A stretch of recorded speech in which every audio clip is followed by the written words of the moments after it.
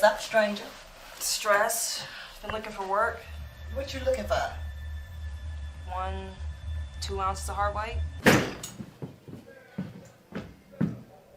Bitch. People are always asking me, Kiki, the books that you write, is that about you? Is that about your life? I used to rob drug dealers. I used to traffic drugs. I was a savage. I used to get it, and I didn't care who I got it from. I've been looking for you for 2 weeks. Where is my money? And now I can sit here and show you guys a glimpse of my life before I turned it around. I'm gonna ask you one more time, Kiki. Think harder, right? Where's my goddamn money at?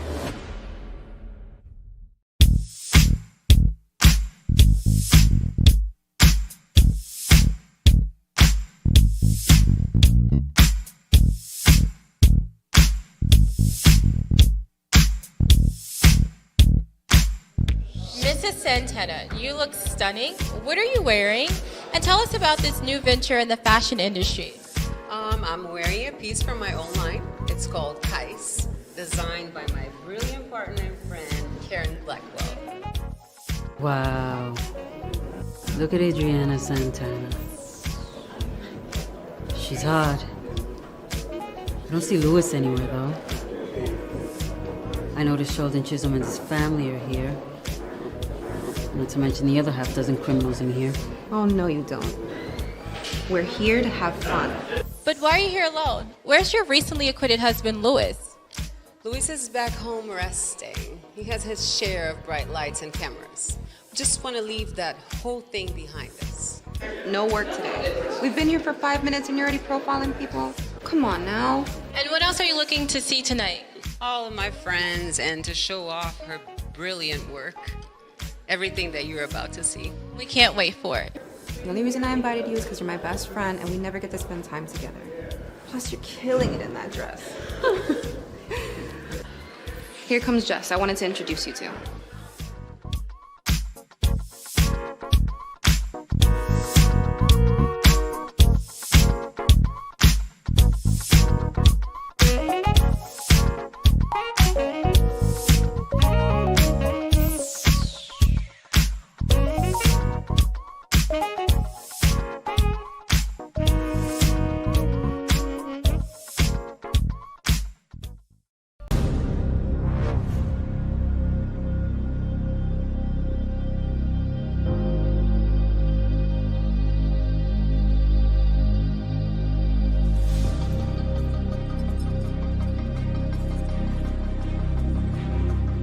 You done? Roger that.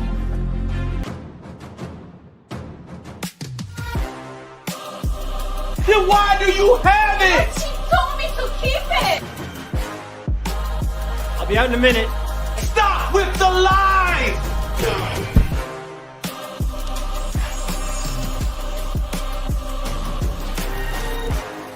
He's a very flashy Haitian with a penchant for violence. He's no one to play with, Haitian. Where's my goddamn money at? Takora is dead. Play with me again. I'm tired of hearing you talk all the time. Save it. Save it. She's my friend. She's my friend.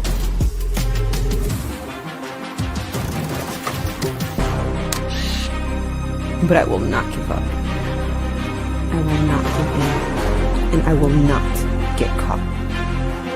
Time to go hunting. And the winner is Wes Clark. Congratulations.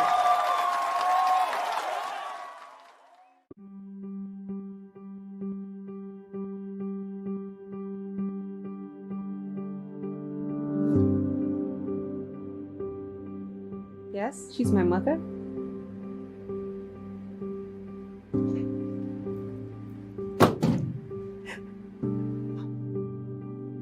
Rock stars. There is nothing like those wild, rebellious party animals. Entry number 60. When I decided to pursue acting, I never thought it was this difficult after weeks of being homeless, jobless, sleeping on my friends' couches. I'm finally here! Just take care. What are you doing? Shh. What's going on? Tribe, they're Terry. coming!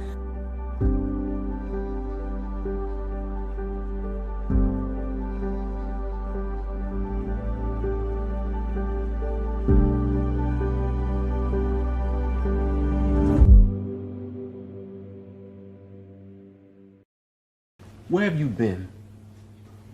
I've been calling you on your cell phone all day. At work.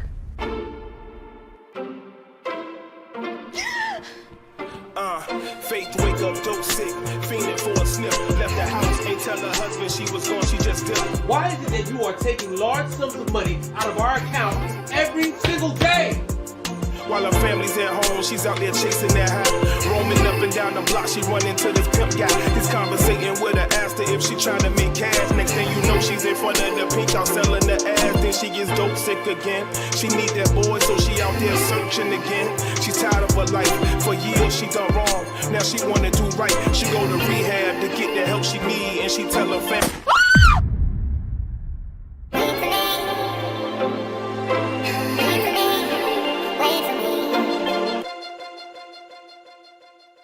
Chastity, Maria, Sydney, Mackenzie, and Lucy. Well, hello, ladies. I'm Bella. I have a question for everyone. Why do you think rich men cheat? Control, attention, power. Here, you will learn how to gain ownership of all. Are you ready to take that step?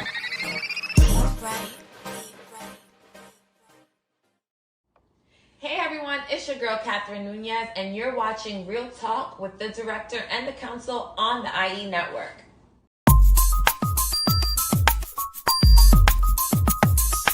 Real Talk. Hey, I'm Gina Lou, and you're listening to Real Talk with the Director on Dollhouse Radio.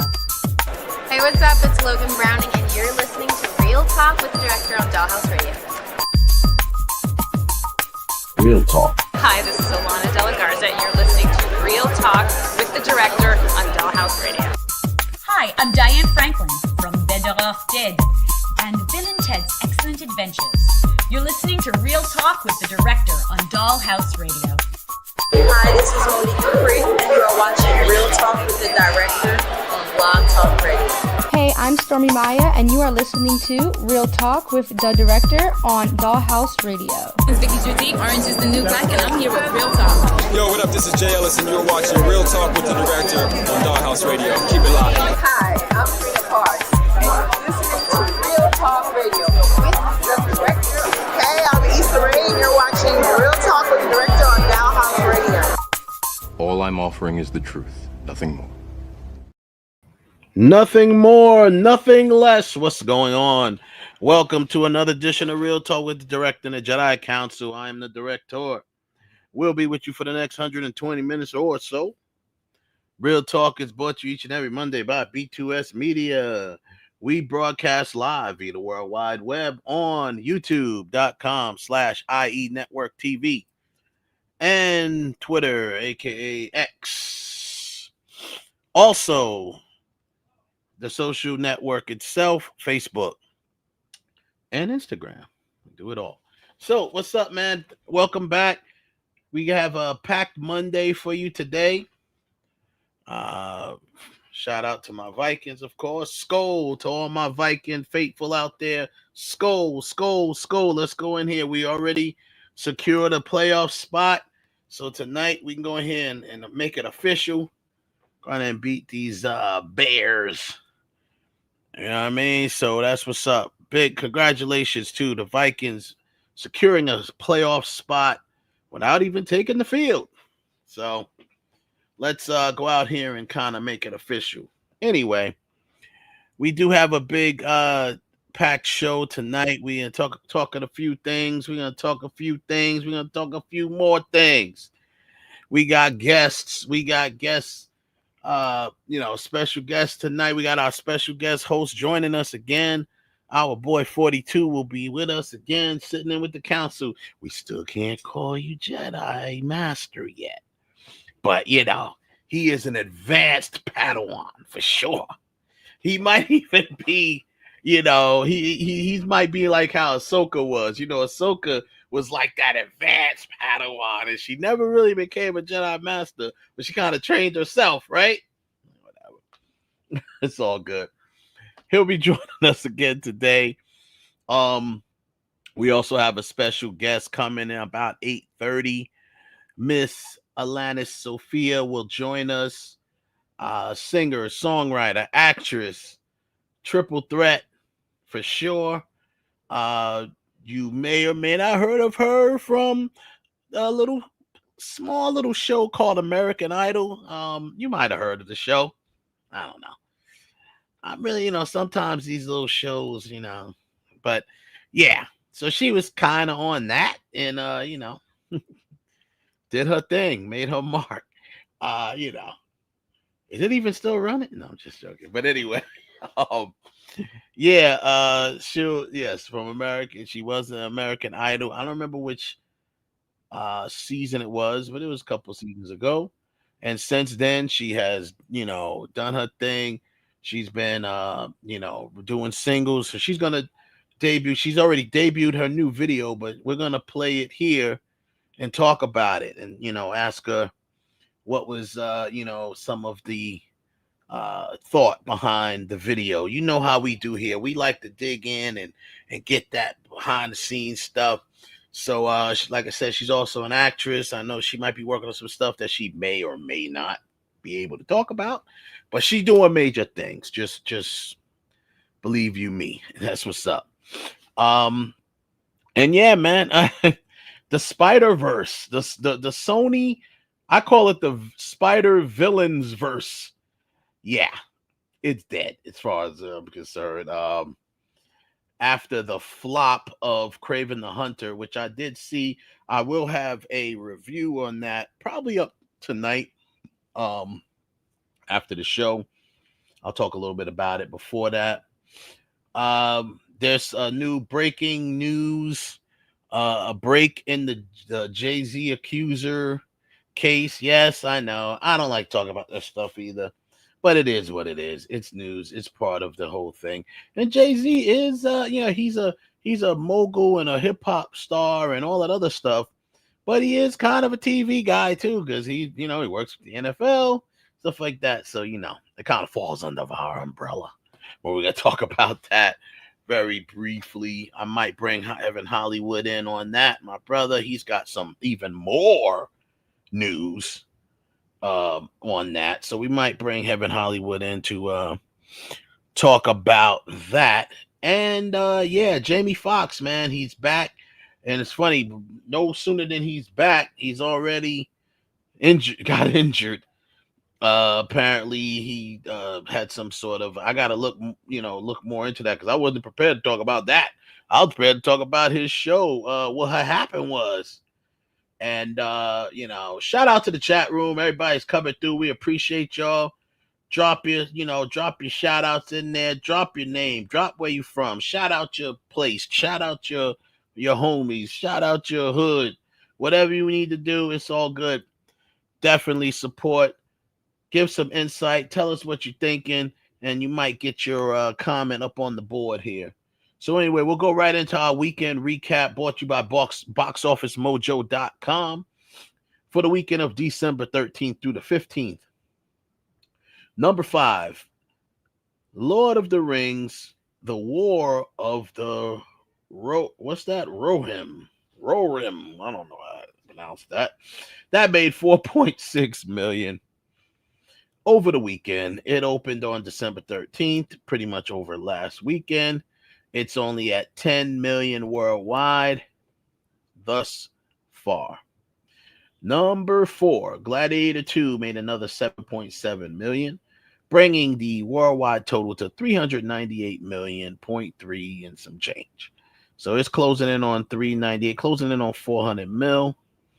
Nice run for Gladiator. I don't know if I thought it would do that well. I thought it wouldn't resonate with today's people. Number 3, Craven the Hunter. Craven the Hunter, 11 million on the opening weekend. Opened on December 13th in 3,200 theaters. 11 million domestic, 15 million international, with a total, a terrible worldwide total of $26 million even. We'll talk about that. Number 2, Wicked made another 22.6 million, bringing the worldwide total to 525 million. So there we go. We have reached the half a billy, and Wicked still pushing on, made 22 million. And number 1, Moana 2, 26.5 million, opened on November 27th. It is now at $717 million worldwide. So Moana 2 is just cruising along. And that is your weekend recap for the weekend of December 13th through the 15th. Brought to you by BoxOfficeMojo.com. We appreciate you guys being there with us. Once again, shout out to the chat room. Everybody came through, showing love, showing appreciation, and just supporting. Don't forget to like this channel. Make sure you smash that like button. Make sure you smash that subscribe button. Subscribe to the channel. You will get notifications about Real Talk, about the other shows that we do on here. We do a review show. We do the Director's Cut, which is my review show. We also do, of course, you got Heaven Hollywood and all his entertainment news, Block TV news coming back top of the year. We also do we're starting a new reaction channel where the directors will react to certain movies and give our insight and reaction on certain movies and certain things. We do reactions here, just don't do them a lot. A lot of times the Clark brothers will do what's called the breakdown, where we break down certain parts of movies and movie scenes and videos, music videos, all types of stuff. So subscribe to the channel, the IE Network, everybody.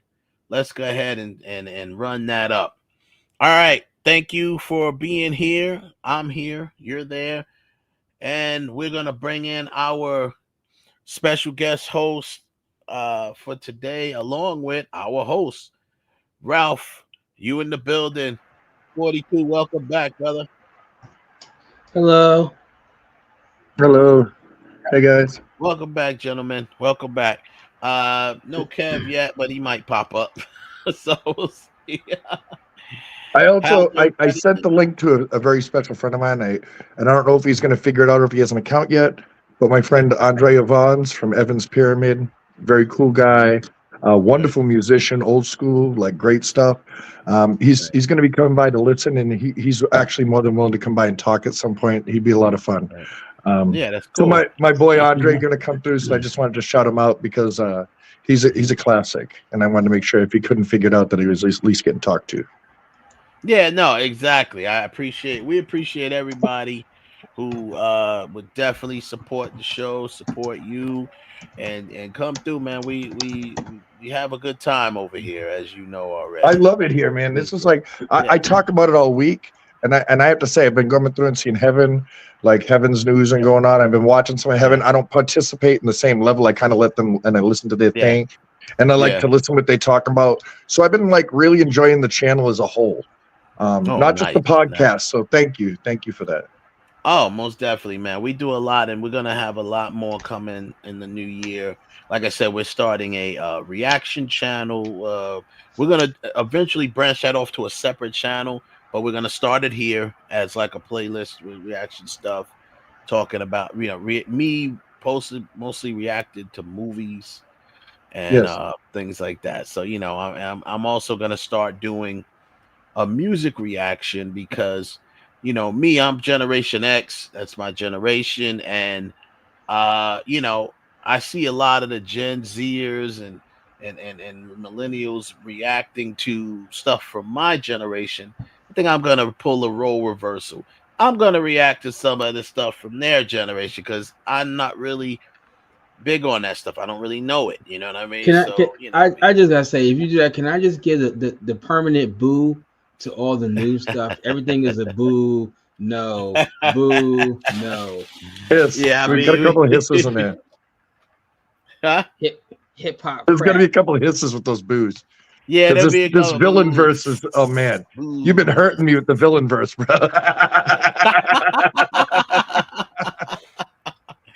Can we start with that? Are we starting with the villain verse? Can we start what there? Start with. We'll start with that because we got at 8:30. Alanis Sophia will come through. Can we just address the fact that Craven is in fact hunting for views and it's not working? It's really bad. Okay. Where do I start? Let's start with the villain verse of Sony. First of all, let's start with Craven. Can we start with him? Can we? We'll start with Craven, but quick overview for people who may not be caught up. Sony obviously has the rights to Spider-Man. They've had it for many years before the MCU even existed. They had it. They make sure they keep that on lockdown. Yeah, they do. They make sure you keep it alive, and because of that, part of their contract is that they have to continue to make Spider-Man related, or at least Spider-Man adjacent films, to kind of keep the property. So they decided they wanted to do this villain verse because it started back in Amazing Spider-Man 2. There was a after credit scene where they kind of teased the Sinister Six, which is the teaser was still better than the whole production. I don't understand. I agree. Yeah, I know. I agree too. Which is a famous team up of villains of Spider-Man, right? So from there they decide let's make villain. Then of course, with the success of films like Joker and stuff like that, just really kind of first Joker, not Folie à Deux, as a Joker. Yeah, thank you. First one, that kind of pushed them even more. Let's do our own little villain verse, and they started with Venom, and they did Venom. It was it wasn't a hit. It made some noise, but good CGI, but the storyline was lacking everything. His whole story was messed up. The whole story had no continuity. Everything had no continuity to the Spider-Verse at all. No. Then they like I'm deeply invested in these comics. Like it kind of like as somebody that's invested in the comics, Sony really upset a whole generation of people with this. A whole bunch because they refused to really let Marvel take the wheel. When they finally let Marvel take the wheel, we got Spider-Man Homecoming, and that was a hit. When they let Marvel take you got Spider-Man Homecoming, you got him appearing in Civil War, you got Spider-Man No Way Home, you got Spider-Man Far From Home. All of those ones came through the films that was driven by Marvel. Right. So the Sony driven stuff seems to be more like a romancy. It's not superhero movies. They're making like romance movies with a little bit of superhero stuff tossed in. And it like let's be fair. Sony has all the money in the world to budget all the CGI they want, which is what they're focusing on. They're really hoping that their CGI distracts you enough from what a horrible story they've created.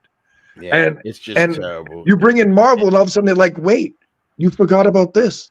This is important. How could you leave this out? Like, how could you say this isn't important to them? Yeah. I've been saying this for the longest, and I will continue to say it.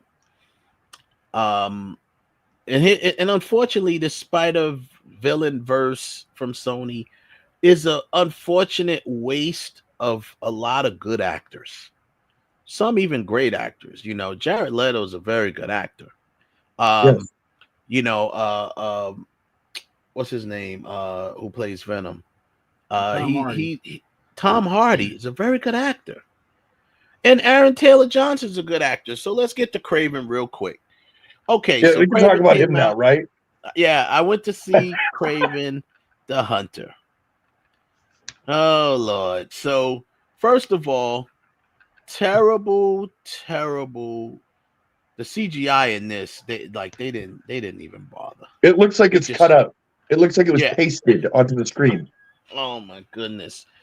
You see the scene? What was the scene when he's on the cars, right? He's punching through the roof, and this hulking frigging menace comes up behind him, and it literally looks like it's pasted there. It's so out of place. Everything else has got motion blur except for it, and I don't know what's going on. I'm so confused. I don't know if they're going in here and redoing it, doing it. So anyway, where's the motion blur though? What happened? I don't know. Like Nothing. he sticks out like they got bang, you know. it was just terrible. Not only the CGI was bad, the story was bad. The even the ADR was bad. Like you can hear that. All right, so one of the characters is the Chameleon, right? The Chameleon is a famous villain of Spider-Man, but he happens to be the half brother of Kraven, which is true. They kept that. Yep, they kept that continuity. That was it. They kept the continuity true. So one of his, obviously, he's a master of disguise. So it's like there's a scene where he's imitating their father's voice. Their father played by Russell Crowe, the great Russell Crowe. Not even, they didn't try to do no mixing. They didn't try to mix the guy's voice in to make it sound like he's impersonating someone. It should have been both voices. They just brought Russell right in. They just took Russell Crowe's voice and just pasted it there, and he just kind of talked over and lip sync, and there was no transitional time that you'd expect. Like even in like watching a lot of this old stuff, like in the Spider-Verse, like Doc Octopus, stuff like that, right? You'd have this transition time during the evil takeover, right? So this doesn't happen in any of this stuff here. It's literally bam. He's just perfect immediately. Everything goes down, and it just doesn't make any sense. They tried to, first of all, you got a few characters' origins that you're trying to cover when you need to be covering Kraven's origin, which you did a little bit. And Aaron Taylor Johnson, I said this in my review, but nobody addressed the fact why he wants Spider-Man dead so bad. Right. Well, no one. They didn't even address that at all. All they did, no hint to Spider-Man at all. All they did was with a hint to Spider-Man, which really isn't a hint. I mean, every one of these movies, the only continuity that every single one of these movies has is the Daily Bugle. That is it. That's the only thing you see that you can relate to Spider-Man, through all of the movies, right? And then how bad is that? I'll say this as well. He has this thing where he's dreaming, it's supposed to be like his worst nightmare, and it's spiders. So he's afraid of spiders, apparently. So I'm like, oh, like, is that something for us to grasp at I thought when I saw that, what I kind of, my creative side took out of that, like, I know I'm not the average person watching the movie, okay? I understand this at the same time.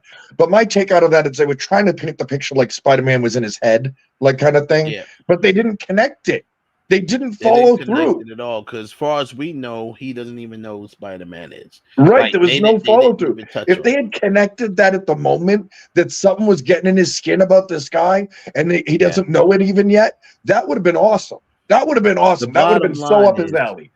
The bottom line is every single one of these movies should have ended with a cameo of Spider-Man, or them getting ready to go, giving them a reason to want to go after Spider-Man. So now we understand they're setting up the Sinister Six. So you but there's nothing. There's really all these little stupid subtle things that they do in there just to satisfy like the their dream contract. Right.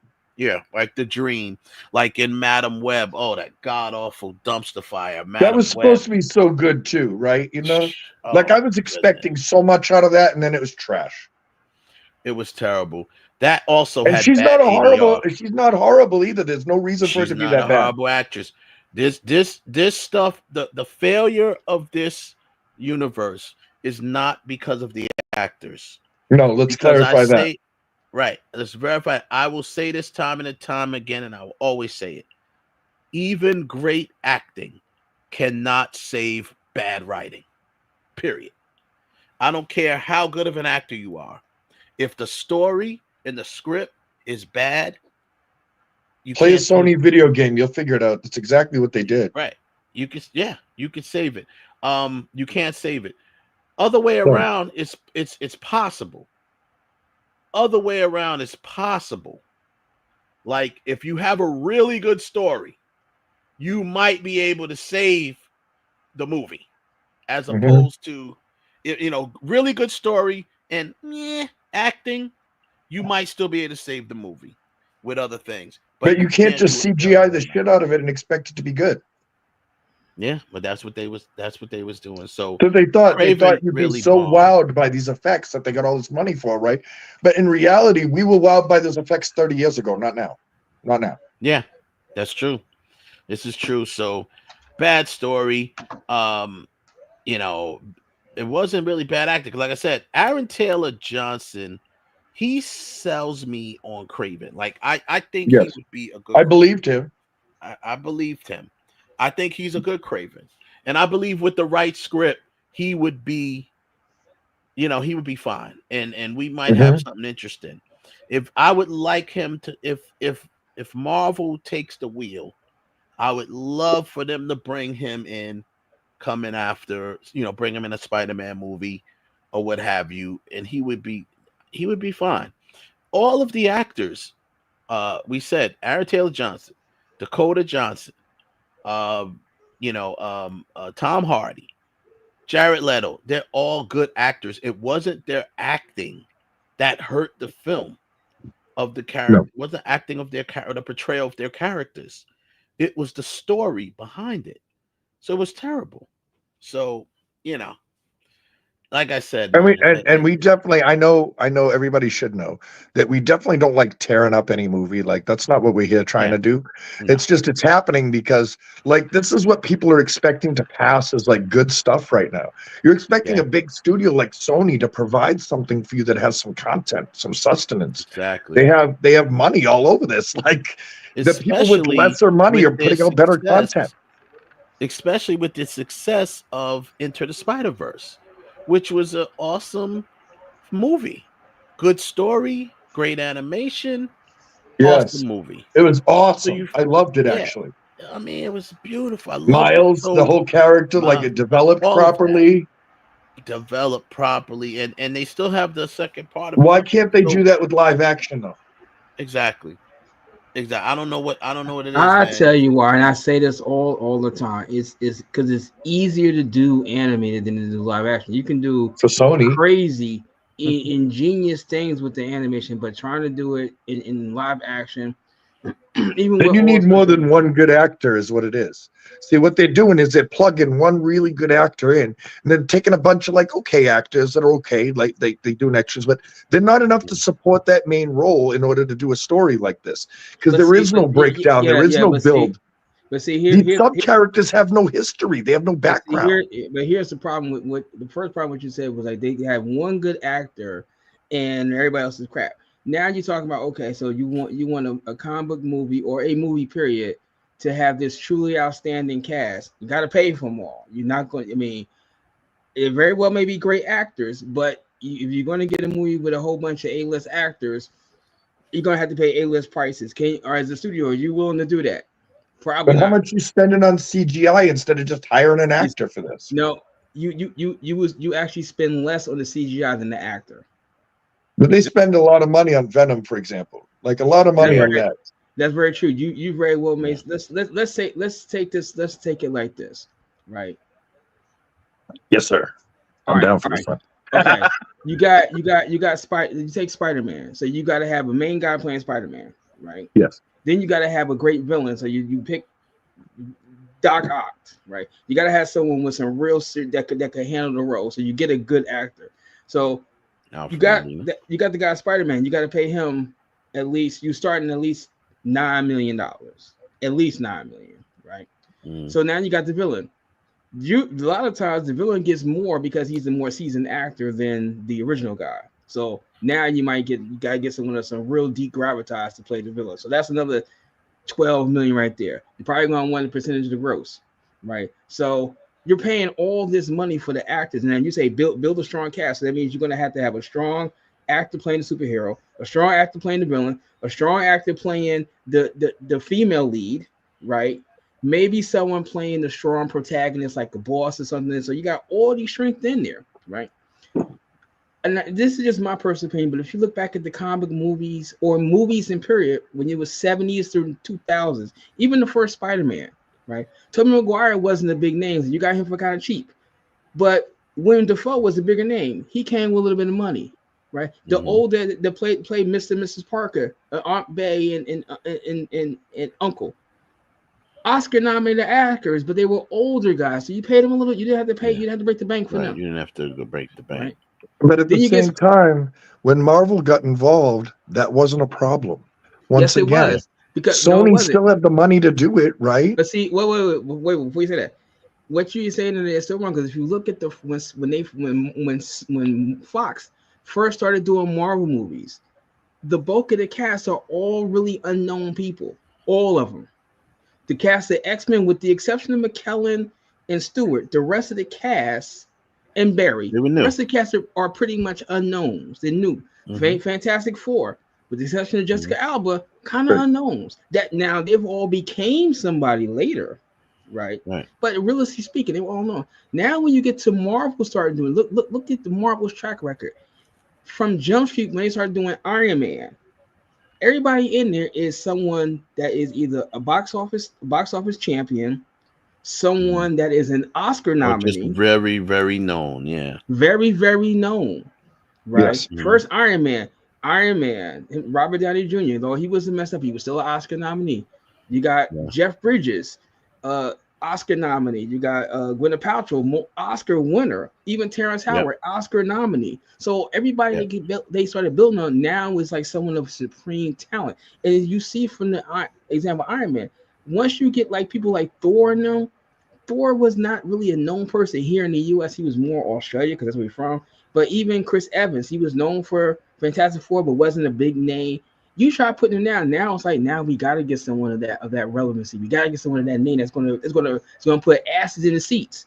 Putting asses in seats means we got to pay people to pay people so they can put their people's asses in the seats. Now you're talking about a bloom budget. Very rarely will you see a movie that has a really name. Like the only example I could really give of that one is like the Ocean's movies.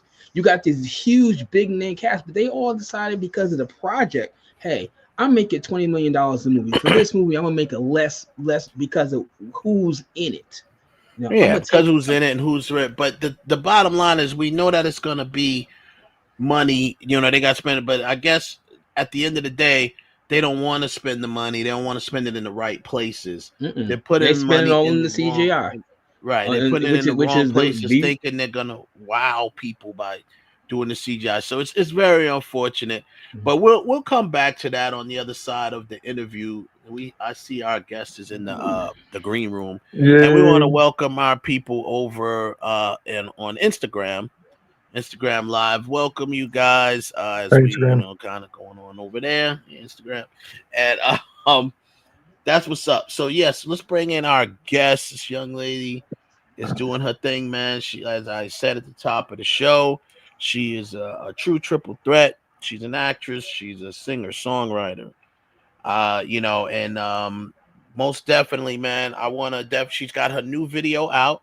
We're going to take a look at that, and we're going to also, just pick her brain about, the thought process behind doing the video and so forth. And I had the pleasure of working with her before. We're working on some stuff for the future, and can't wait to get it started. But everybody, please welcome Miss Alanis Sophia to the council. Hello. What's going on? Hey, not much. What's going on with you guys? I'm good, man. I'm good. So I like you Alanis, already. I saw your birthday is July 11th. You're a day before mine. That means you're good people. So I'm like, we got a bunch of cancers up in here. That's right. That's right. So I know you're good people off the back street. That's what's up. Welcome to the show. Thank you. It's funny, we've known each other for a little while now, but I've never had you on the show, I don't think. Have I? No, it's my first time. I remember. I've had so many shows. I don't remember. No, it's my first time. I'm excited. Oh, that's what's up. That's what's up. So real quick, man, there's a lot going on. You got the new video out, the singles are out, you're doing your thing. But just a quick, I'm gonna do a quick rewind. I know you probably heard this a gazillion times when you was on American Idol, I don't know, some unknown show called American Idol or something. But yeah, you were on there. Wow, really? Yeah, Tough crowd. I don't know. It's a tough crowd. Tough crowd, yeah, right. So you did American Idol, obviously, and let's go back to that for a quick hot second. What was the experience from the experience itself? What did you gain that kind of really prepared you for what you're going through now as an artist? Well, I didn't just start with American Idol. I started on a version of The Voice for Kids at 11 years old, and I had ranked second place in that reality TV show. So I already kind of had okay, so you kind of had some chops there. Yeah, when I went into American Idol, like I had an idea already of what I was expecting, as well as like what the industry brings, because I've already been in it since I was a kid. So I feel like I was already a little bit prepared for, like I already knew from a very young age what I wanted to do in terms of like music and acting. And then, Lavo's Kids, which was the Voice for Kids, that show, and then Idol kind of solidified, reaffirmed that for me, that, that passion that I had. And I guess just, taught me the ropes a little bit of the industry. Okay, that's cool. Good. So yeah, that's right. I do remember when you was on the I didn't know you when you were on The Voice, but I do remember of it. Yeah, we talked about it. Knowing of it, yeah. So that was cool. What's the what was the difference? I mean, meaning like when you did go onto Idol, you probably was the most experienced, because I don't think anyone else in your your class or whatever you want to call it had that kind of experience. So you really did. I watched you every time, and you really did. I mean, you may have been nervous, but you didn't look nervous, which was good.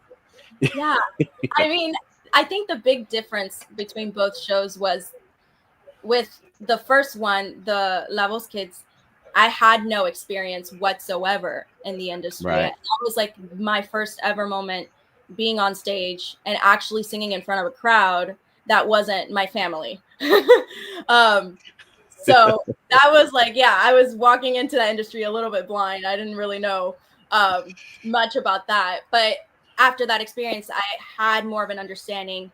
And then with American Idol, I had already done it before. So I already knew, the whole process of all of that. So I think the major difference was just the fact that with one of them, I wasn't really that experience. And then with the other one, I had prior experience. Right. So, okay. So fast forward, you did the American Idol thing. It was a great experience. I mean, being able to, and you had a nice little following. I think I'm sure your following grew from going to American Idol. Just that experience as well. You got a chance, because trust me, I look at everything. I see, you had a lot of supporters, and everybody who has supporters got haters too. You had a couple of haters on there, stuff like that. Dealing with that whole thing, I mean, you got to answer the question, but it's like, it feels like you probably definitely got a nice dose of all of that and get a little bit of, how to handle that type of thing. Because, you got to deal with that now as, doing your thing, putting out your songs and stuff. Yeah. Well, I feel lucky enough to say, like, I have a huge support system. And the moment that I started, the moment that I told my parents I wanted to enter this industry, my mom and my dad were, always are going to be like protective parents. And so my mom and my dad made it a mission where, with social media and stuff, they would help me manage it. And if there were haters, like, I would never see any of those comments. That's the way it's supposed to be. Yeah. That's how it is. We just mentally, I'm okay. I don't really I see the hate comments and I brush it off. Just just because of, you know, my huge support system that I have with my family. Let's take a quick moment to shout out her parents, man. That's the way it's supposed to be. When you are a parent and you have a child that's talented and they're doing their thing and they're being exposed to a lot of people at once, you know, they're young. You got everything from of course you got your supporters, but you got your haters, you got your creeps, you got your all of these things out there, and they're helping protect you. That is what the feminists will do. Jamie Foxx, who just did his his stand-up comedy special, he specifically said in there his daughter and his sister held him down when he was sick. They cut everybody off. Nobody got a chance to see him. No one could tell what was wrong with him. And that's what your family's supposed to do. So shout out to them. Big up to them. And it's, you know, of course, you know, what up, y'all? Shout out. But that's cool. So now you started doing the music after Idol was over. That was a great experience for you. So now you start dropping the music. You have I remember when you were promoting your single for Little Fires, right? Yeah, that out there. And did you do a video to that? No, I was only able to like record the, you know, some content for socials, but I wasn't able to do a visualizer or video for that one. Yeah. Yeah, no problem. Yeah, so I mean, just it's as you know, as you definitely know, it's hard work, man. Promoting these things, getting out there, doing your thing. So exactly right now, the single that you have out and you're doing the video for, right? Yes. That's the 3-day rule. Is that the one? Yes, that's the one. There we go. And tell us about that. What's the meaning behind that? What's the meaning of that okay, so the story behind the song, I had actually written it 3 years ago. And I have this friend of mine in the industry. He's a Latin singer-songwriter and producer. His name is Tommy Torres. And I was talking to him about like some people were just like waiting a little bit to respond to me. You know, friends, you know, romantic relationships, industry professionals, etc. And so he gave me the idea of like, well, why don't you write a song called The 3-Day Rule? And so pretty much the gist of it is about not to attack men, but the majority were men. They were taking their time responding back to me, and they would take like about 3 days. So I wrote the 3-day rule about that. Like, you know, I know about all of the 3-day. I know the 3-day rule, and even though I know about it, you know, maybe I'm psychopathic or maybe I'm just crazy for you. So it's like it's like a love song, pretty much. Wow, that's awesome. No, that's what's up. It reminds me. That's funny. The 3-day rule.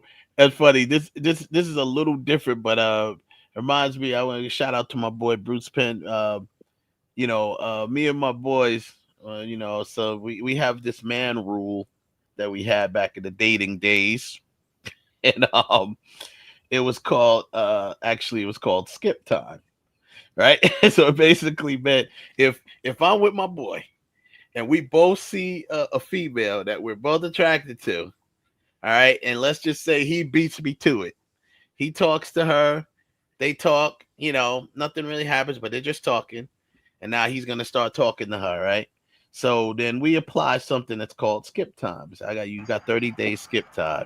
So if nothing happens between you and this girl in 30 days, I'm on my game. I'm moving in. So you got 30 days skip time. It's like a warning. You got 5 minutes. You got 5 minutes. Then on 30 days, you got 5 minutes. That's no, bro. I might give you 7. That's about it. No, bro code tells us if there should have been more warranties like this in my past relationships. If he moved in, you got to give him some skip time. But you got whatever that skip time is. That's all you got. Make it happen, brother. Well, Tommy had told me that in his, like, you know, him growing up, they did call it the 3-day rule. Like, that's what guys did. I had no idea that was even a thing. But I was like, okay, I'll write a song about it. I think this is a really cool concept. Yeah.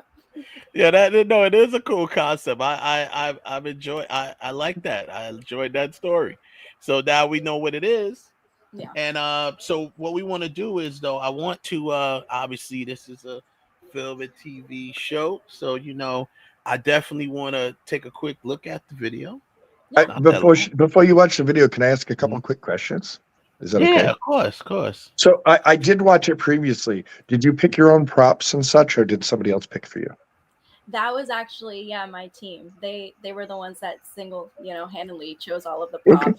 Yeah, I had a couple of friends of mine ask questions when I was showing you stuff earlier, and I wanted to make sure I addressed some of the things they were asking about. So. Yeah, they had everything in the concept. Like we sat down and with the pop rock elements of the song itself, it reminded them a lot of like the early 2000s and things like that. And so the concept behind that video is really based off of That's the vibe I got with the heavy eyeshadow and they were really going for like that one movie Megan Fox is in, Jennifer's Body, like that type of Jennifer's Body. Yeah. I can feel. All right, so I wanted to clarify. Thank you for the answer. Thank you. Yeah, no problem. Yeah, no, that's yeah. So also, I think it's good to point out. She does a lot of her own. I know you do a lot of your own, styling and things like that. Because it's first of all, big up, Full Sail in the building. We both graduates of Full Sail. As a matter of fact, I even heard of her period because her mother was in class with me. We both graduated Full Sail. Her mother was the top student in the class. I was chasing her, but I couldn't catch her. But she was that's how we actually met and everything. So Full Sail in the building. So because of that, obviously she's an artist in every way, right? So she does a lot, does her own styling and put some mood boards together and vision boards and things like that. So I think that's good to grab because being cinematics are good too. Yeah, well done. exactly. So now she has, she went to school for this type of stuff. So I know she has a vision on what she wants and things like that. So we're gonna let's take a peek at the video, and then we'll come back, ask a couple of quick questions, and then we'll get out of your hair. All right. So hold on one second. Let me share this screen here. Sharing audio. Yes. Okay. Perfect. All right, let's get it popping. Here we go. Very nice. All right. Very nice. Thank you. Very nice. Here's a shout out to the credits here. Everybody that came through and did what they did on here. Very nice. I love the color schemes, everything that was done here. I like the wardrobe. There's a few things in there that I'm like, I want to ask some questions about. Let's see. Right. Let's dig into your thought process behind this. Now you explain what the song's about. Yeah. So what was your thought process here about with the video? I'm gonna be honest. This was my director's idea. Okay. Awesome. Yeah. So she had heard the song and she had told me, I had told her like I'm really trying to go for this pop rock 90s, early 2000s type of feel with my music. And so she came up with the idea based off of, the Y2K, early 2000s aesthetic and those type of movies. Yeah. And so she thought of, the Jennifer's Body. Jennifer's Body. Yeah.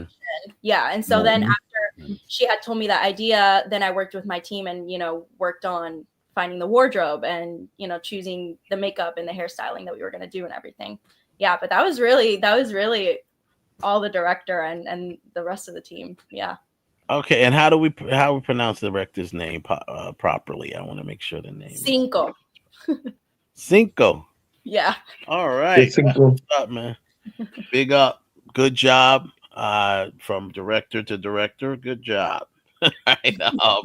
Yeah, that's cool, man. I mean, there's a lot of nice imagery in here that's like kind of like going through it. I see here. These are like very thought out. And the funny thing is, this video was definitely well thought out. Mm-hmm. And you could tell from the shots. You could tell specific types of shots that's done here. It was well thought out. See there what you writing in the book. Yeah, this is very cool. So what was the idea for this image? Again, it's the Jennifer's body. You know, there's a Yeah. scene in the movie where Megan Fox has a lighter in her hand, but her tongue is Got actually you. going on fire. We couldn't get like a fake prosthetic Couldn't do tongue, that. Yeah, so right. I had to like wing it. Yeah, so that really the You couldn't CGI the fire onto your tongue. I don't think we want. I think we made it.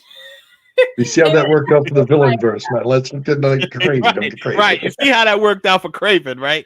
See? No good. Can't be putting all our money in. Don't get all willy-nilly now with the CGI. Shots. Yeah.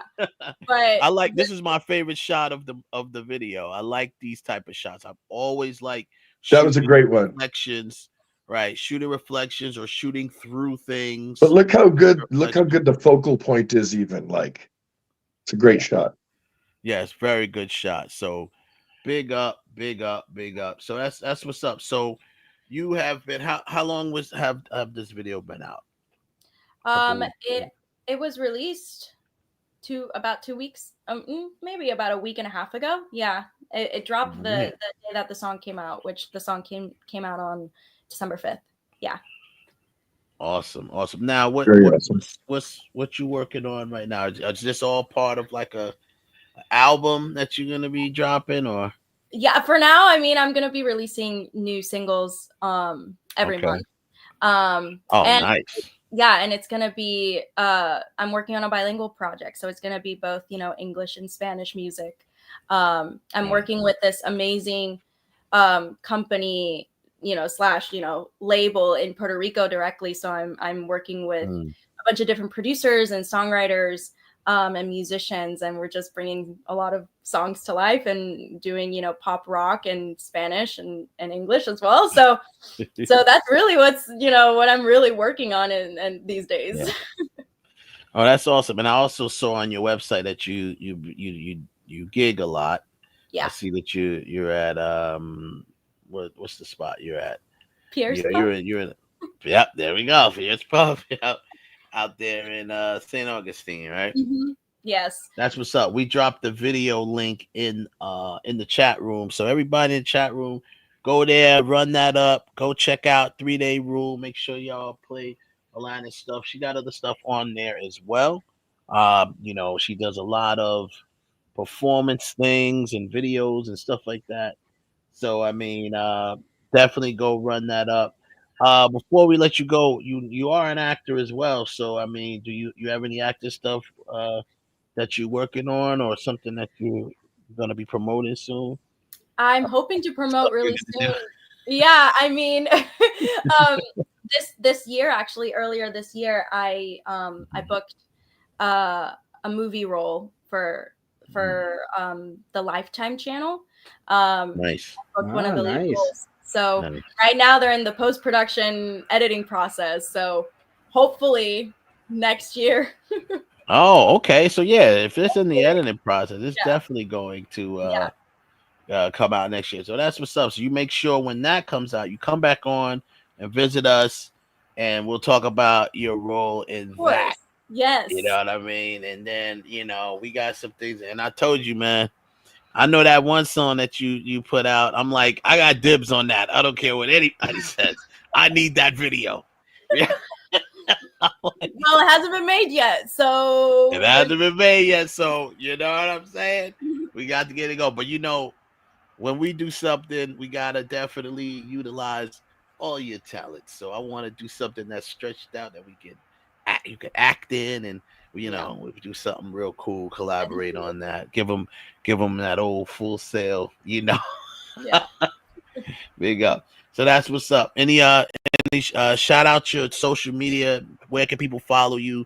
Where can go to your website and pick up stuff and all of that? You can follow me, Alanis Sophia. That's my handle on every social media platform. My website, alanisophia.com. You can also go on there, and there is going to be linked my music as well.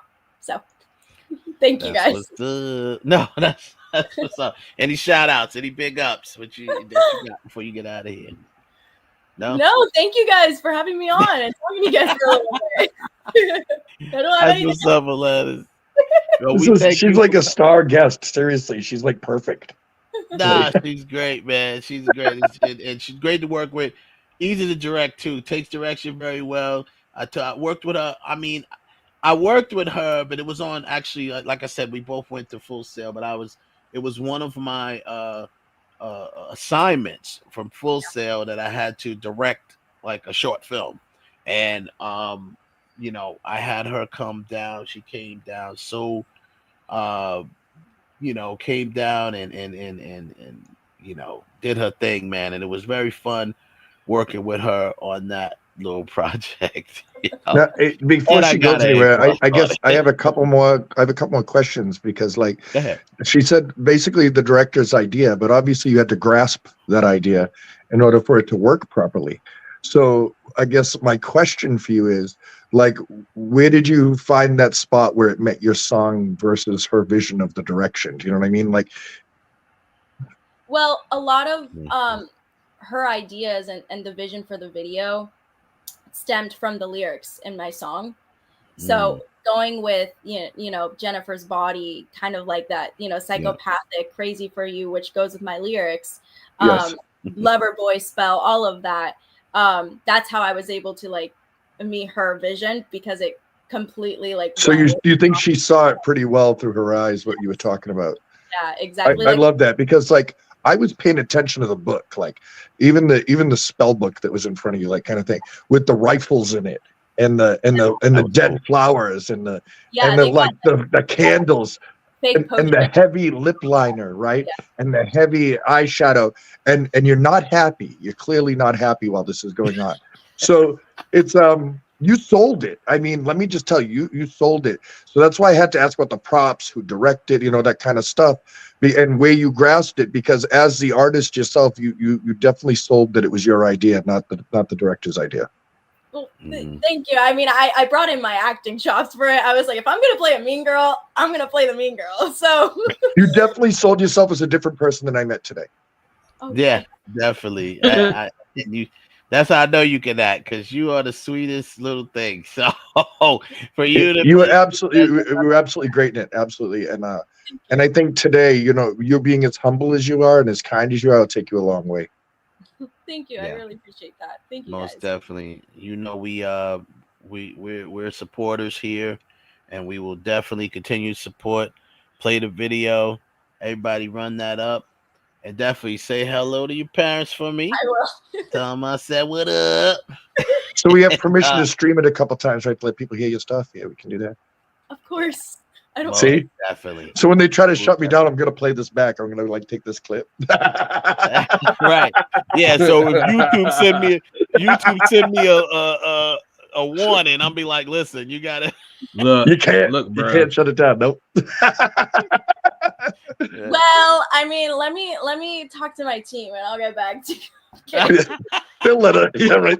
You can talk to your team after they come to you with our complaint. YouTube, man, they be tripping. Silly. They crazy. I want you to have all the success in the world.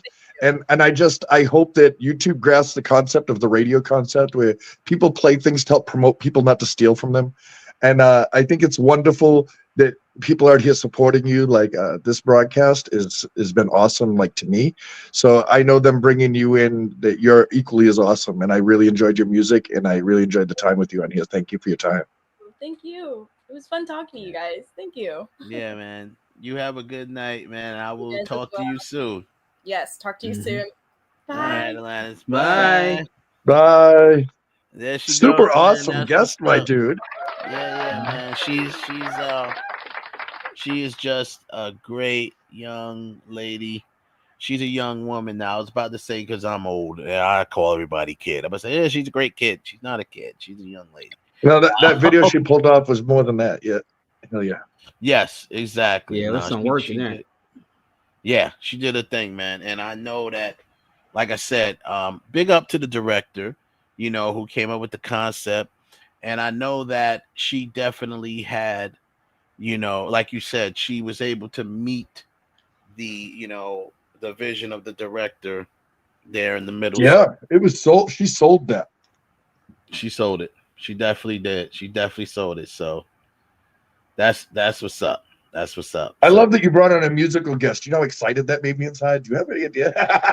Yeah, man. You know, she's, like I said, man, and we'll have her back here when she does her movie, you know, when the movie comes out. When the movie comes out. Yeah, she did a movie. I remember it was beautiful though, man. She was like so good for this, like so good. Yeah. She's like I said, man, she is not only a very talented young lady. I should have brought it up when she was on there. I didn't want to embarrass her, not that I make her blush, but I mean, you know, she plays multiple instruments. You know, she's not just a pretty face and a pretty voice. She has a very strong voice to be such a little person. You know, voice. She got a very powerful projection in her voice. Absolutely. Right. Very, very mature as far as power, and really trained vocally. On top of that, she plays instruments, bro. She plays like keyboards. All y'all got to do is make sure y'all go out and follow her, and you'll get to know more about her, because she's always doing performances where she's playing the piano or she's playing the guitar, you know. So she's like multi-talented. You heard that, palates. Pay attention. Go out there, look for the girl. Give her the follow. Support her, guys. Let's see, angels. Go get her, man. She said, you know, it's Alanis Sophia, right? Everywhere, on all platforms. I just put it in the chat room. Y'all go out there, follow her, run it up, man, and let's get some views on. She's got fantastic maturity in her voice for somebody her age. Yeah, she does, and she really knows. She has great control over her voice. I can't, you know. If you couldn't see her face, you would have no idea she was that young. She sounds really, exactly really good. What you were meant to know. We're actually, you know, I've been working on a project that I cast her in, and you know, it's something that's so groundbreaking. I'm not even going to talk about it, but it's a groundbreaking project for myself, for my partner. Shout out to my boy Seven. He's been on the show before. And it involves music. So Seven, who is also a really good musician himself, is working. He's kind of like the music director as well of the film. So he's working on original songs, and I definitely want to get her working on that. We're gonna most definitely have her singing, you know, on it, and it's gonna be fun. It's gonna be fun to work with. It's gonna be so fun. So I can't. It's great to have you guys are so supportive of like other people too. Like I just as somebody who's like trying to be the best Jedi he can be as a young person coming in this Padawan in here, right? I'm trying to be a good Jedi, like on your council, like I'm trying, but at the same time, it's like I love the people you're bringing in. I love the fact that you're supporting other people. You're understanding the arts. You're understanding the work it takes to get to where we are, to do what we're doing.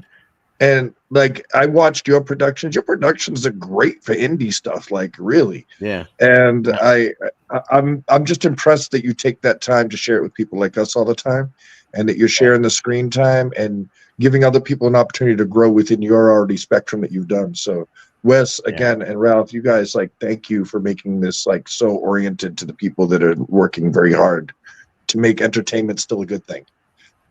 Hey, look, man, I like good entertainment. You know, I mean, you take it where you can get it. Yeah. But I mean, my thing is like, I want to see someone that really knows what they're doing. Not someone just want to say, "Oh, I'm a director, so I'm just going to go film some crap and say that." Well, no. It takes a certain amount of skill, and it's more than just knowing how to operate a camera. It's how to communicate with the actors. It's how the script. It's everything, and how to mold your people into the right place. Right, you got to do that one. So like me, I sit back and I watch a lot of movies. You know, I was never really a big, I guess, independent person. Like watch independent artists. But I mean, I tell you, I used to work in the video store when I was younger, and that's all I did. All I did was watch movies, and like, yeah, we know the big Batmans and Lethal Weapons, but there was a bunch of movies that came out that were smaller films that may or may not had a good actor in it, but I like my first job was movie theater, so. You know, at that time, the big movie in '87 was like Beverly Hills Cop 2 and Spaceballs and Dragnet. Axel F. Right. But there was a bunch of movies that came out that we put into a small theater that I liked Overboard. Everybody knows about it now, but when it first came out, nobody came to see it. You know, two of my favorite movies, The Hidden and Near Dark. Nobody saw those. Nobody came to see them. You know, but you look back at it, you're like, damn, that's one of the ones that I missed. I used to sit there and I would sit there on my lunch break. I had a 2-hour lunch break. I would go watch a movie. So I saw 3 Men and a Baby and Raw and all that stuff. But there's a whole bunch of other movies that came out that were smaller films that looking back now, like, damn, I'm glad. Like some of those indie films that turned big later, like Clerks and Mallrats. Yeah, those were small budget films that made it but huge, they became and splash. even when I worked in video, like I tell people, one movie that I think everybody should have watched was this movie called Blind Fury with Rutger Hauer. That movie is awesome. That was a great film. I Come in Peace. Blind Fury. Oh man, I Come in Peace. You know, you guys pull this stuff out of nowhere. It's great. Yeah, speaking of Rutger Hauer, I mean, The Hitcher. Oh man, The Hitcher. He was downright creepy in The Hitcher. As he should be. He was that guy that he did not get a whole lot of big screen time, but The Hitcher, Wanted Dead or Alive, and I always tell people the movie you just saw, Lady Hawk. Lady Hawk was the bomb. You know, if you never saw it, go find it. Lady Hawk. You know, he was just that guy that. Yeah, he was just a guy. He show up, but when you saw him, he's like he just brought this energy. No matter what it was that he was doing, he just brought this energy to this role. You like Rutger Hauer, I know it's gonna be good. I don't know his name, but I know that face. I know it's gonna be good. You just know it was gonna be good. So yeah, man. Heaven Hollywood joined us. What's up, brother? What's up? What's up, guys? What's going on, everybody? How you doing? Hey man, we'll introduce you to our guest host here, my man 42. Hey, what's up, brother? Hey, how you doing? I've been coming in watching your regular broadcasting, so yeah, I've been enjoying your content. Thank you, man. I appreciate you. Appreciate you. So I brought Heaven Hollywood on because he had some extra news that, you know, as we know, there's been another break in this so-called, I don't even want to call it a case, this Jay-Z accusations. Can we call it the Diddyverse? The Diddyverse. Yeah, that's what we should call it now. The Diddyverse. This is all part of the Diddyverse, right? All part of the Diddyverse now, bro. Yeah, it is a part of it. It's part of the Diddyverse. That's how we got here. That's how we got here. Okay. If Diddy had gone if Diddy just had paid Cassie, this would never happen. There's no just. Diddy would have settled that case. This would never have happened. If Diddy would have settled that case, this would never have happened. But anyway, so as we reported last week, there was a woman who accused Jay-Z of heinous crimes, and I'm not even going to repeat. We all know what it is. Look it up.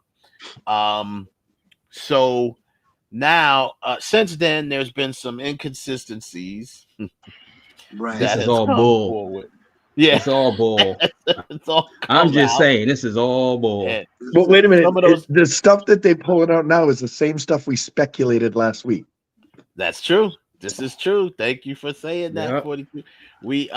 We speculated it last week. We was like, well, this, that, and the other. So apparently, one of the major inconsistencies is the father who was alleged in her story, the person she called to get picked up from this house that she was assaulted in, and he came to get her, as she said in her interview on, I believe it was NBC. NBC. They rode home in silence. He didn't ask her anything about what happened that night, even But though she also didn't know where she was. So how'd she get him? She there? knows she right. Right. Exactly. She get him there. So here's the thing with the low. So as we know, just to recap quickly, 13 years old at the time, went to had a friend dropped her off at Radio City Music Hall. We found out through the lawsuit that this friend's 20 years old. So she's 13 years old. She had a 20-year-old drop her off at Radio City Music Hall. Now I'm thinking at this point she's either from Long Island or she's from Brooklyn or somewhere like that. Turns out she's from Rochester, right? So Rochester Really? Rochester is a 5 and a 5-hour, 15-minute drive with no traffic. Right. Yeah. Right. To the city. So now she's 13. Now, what we also found out in the interview with NBC is she has autism. So this is a 13-year-old autistic female who's 38 now, got dropped off by a friend from Rochester. She dropped off an autistic 13-year-old at Radio City Music Hall. Because 6 hours away from home. 6 hours away from home, because it was on her bucket list. I don't know any 13-year-olds who have a bucket list, but it was on her bucket list to go to the MTV Music Awards.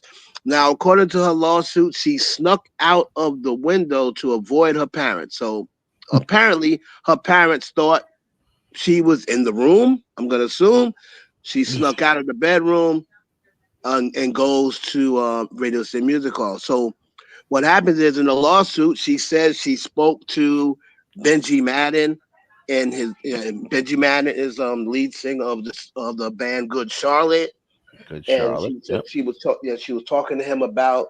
I think that's right. Yep, you're right. She was talking to him about his tattoo on his arm. She's very detailed about his tattoo. He's got the Last Supper tattoo on his arm. So. And I'm from a religious background, so I just thought it was something to talk about. Well, come to find out that NBC reached out to Good Charlotte, and they were not only were they not at the Video Music Awards that year, but they wasn't even in town. They weren't even in the state. They were on. Yeah, they tour. were nowhere near the place. Right, they were on tour in the Midwest. So that's one inconsistency. The big inconsistency that happened was. I had a lot of noise in the background. The big inconsistency that happened was the father. She said she called the father after Jay-Z and Diddy comes into the room, into this house that she was at. Remember, she found a limo driver that what a coincidence, that happens to work for Diddy.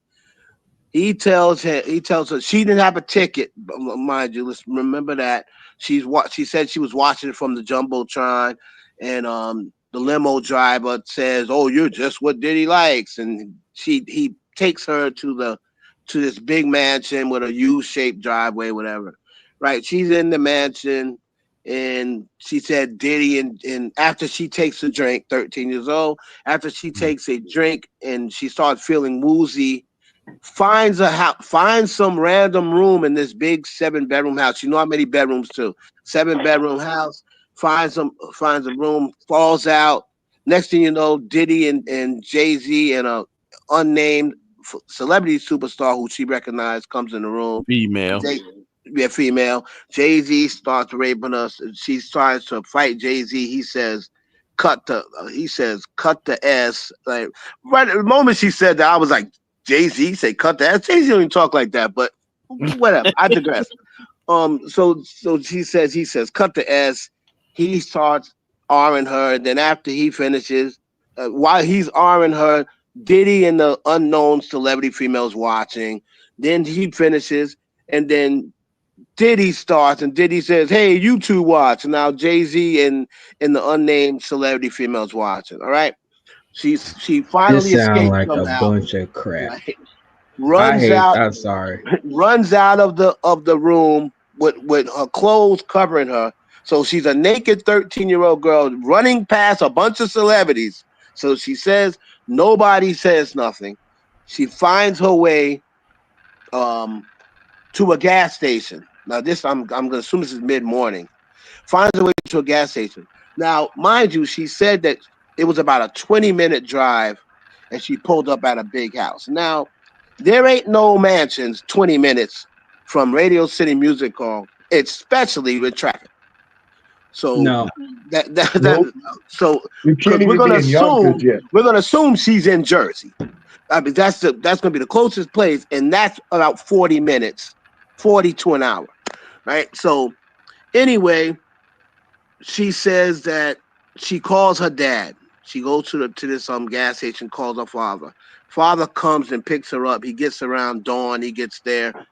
Oh, when they're driving back, we rode back in silence. He didn't ask me where I was. He didn't ask me what happened. He just so now let me tell you something. If my mama had me come pick her up at 5 o'clock in the morning from somewhere at 5 hours away, I'm gonna question my mama. What the hell? Why am I picking you up here? And what happened to you? Why am I driving 5 hours to pick you up? Forget that. Wouldn't you ask her, why are you naked? But also, you're driving 5 she has hours her clothes. to pick up She your has her clothes on by autistic now. She has her clothes on 13-year-old. by now. Right. So your dad drove 5 hours to pick, and now remember, that's 5 hours back too. Right? 10 hours, and they didn't miss you in your room. You weren't missing. Right. And he didn't ask you when he picked you up. Wait a minute, I got a better question. Since she claims she doesn't know where she are, how the hell her father know where she was at? Okay, so she said she went to a gas station, and I'm gonna assume she asked the clerk, "Hey, what address is this? You know, what address is this?" So that's how the dad gets to the garage. So she goes on NBC to do the interview. They start coming up with the inconsistencies. Benji Madden wasn't there. The father said, "I don't remember that," and I'm pretty sure I got a lot going on, but I'm pretty sure that's something that I would remember. If I had to drive in the middle of the night that long, I believe I remember that. So that was a big inconsistency. Of course, the Benji thing was an inconsistency, right?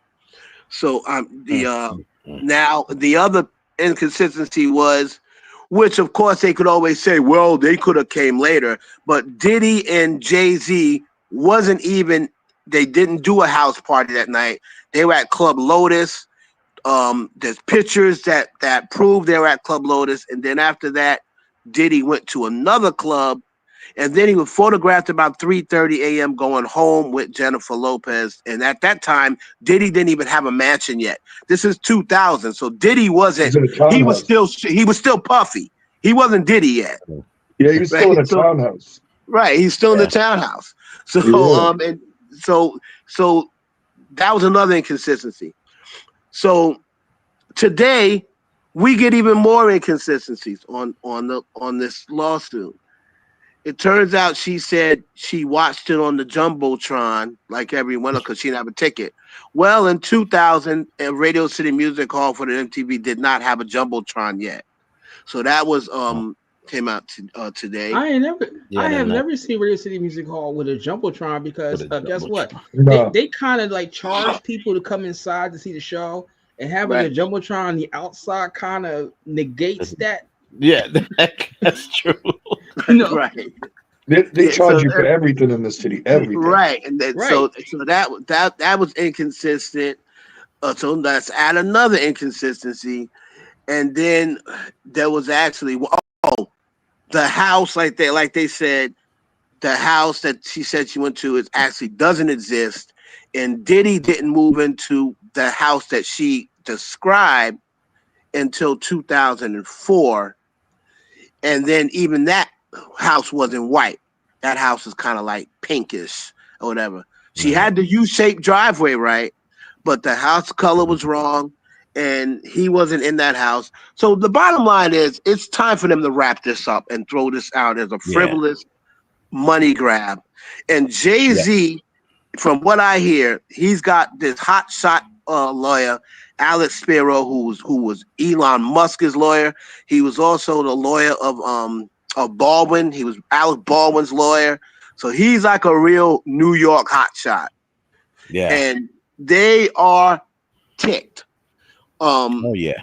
He's Which not they going should be. to. Yeah, he's not going to be satisfied with just a dismissal.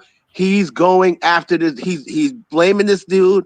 He's accusing him of picking some random, making up this story, and adding Jay-Z to it. Now remember, the lawsuit was resubmitted because at first it was submitted in October, and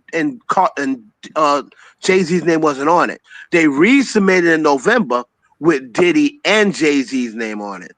So not only does Jay-Z look like he wasn't in it, this looks like finally Puffy didn't do something. This looks like one that Diddy actually didn't do. Right? So he said Puffy didn't do.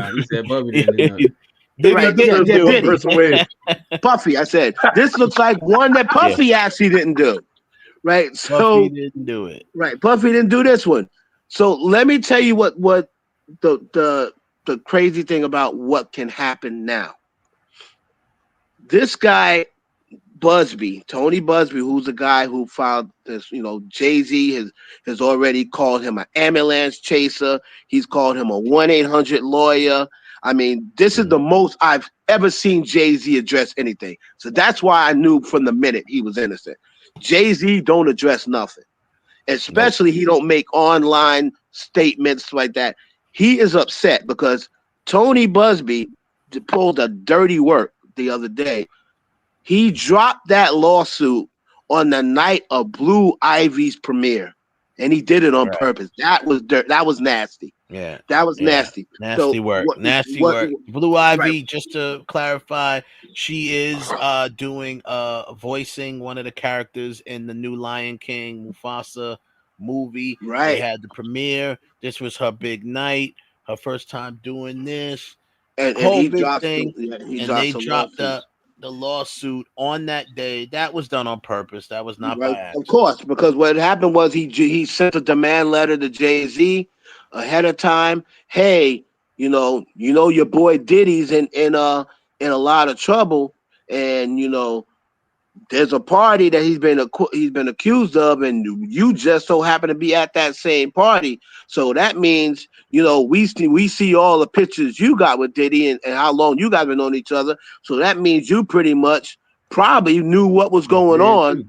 You probably knew what was going on, and you don't want to be associated with him right now. So we know you got the Super Bowl coming up. You got this big thing with the NFL.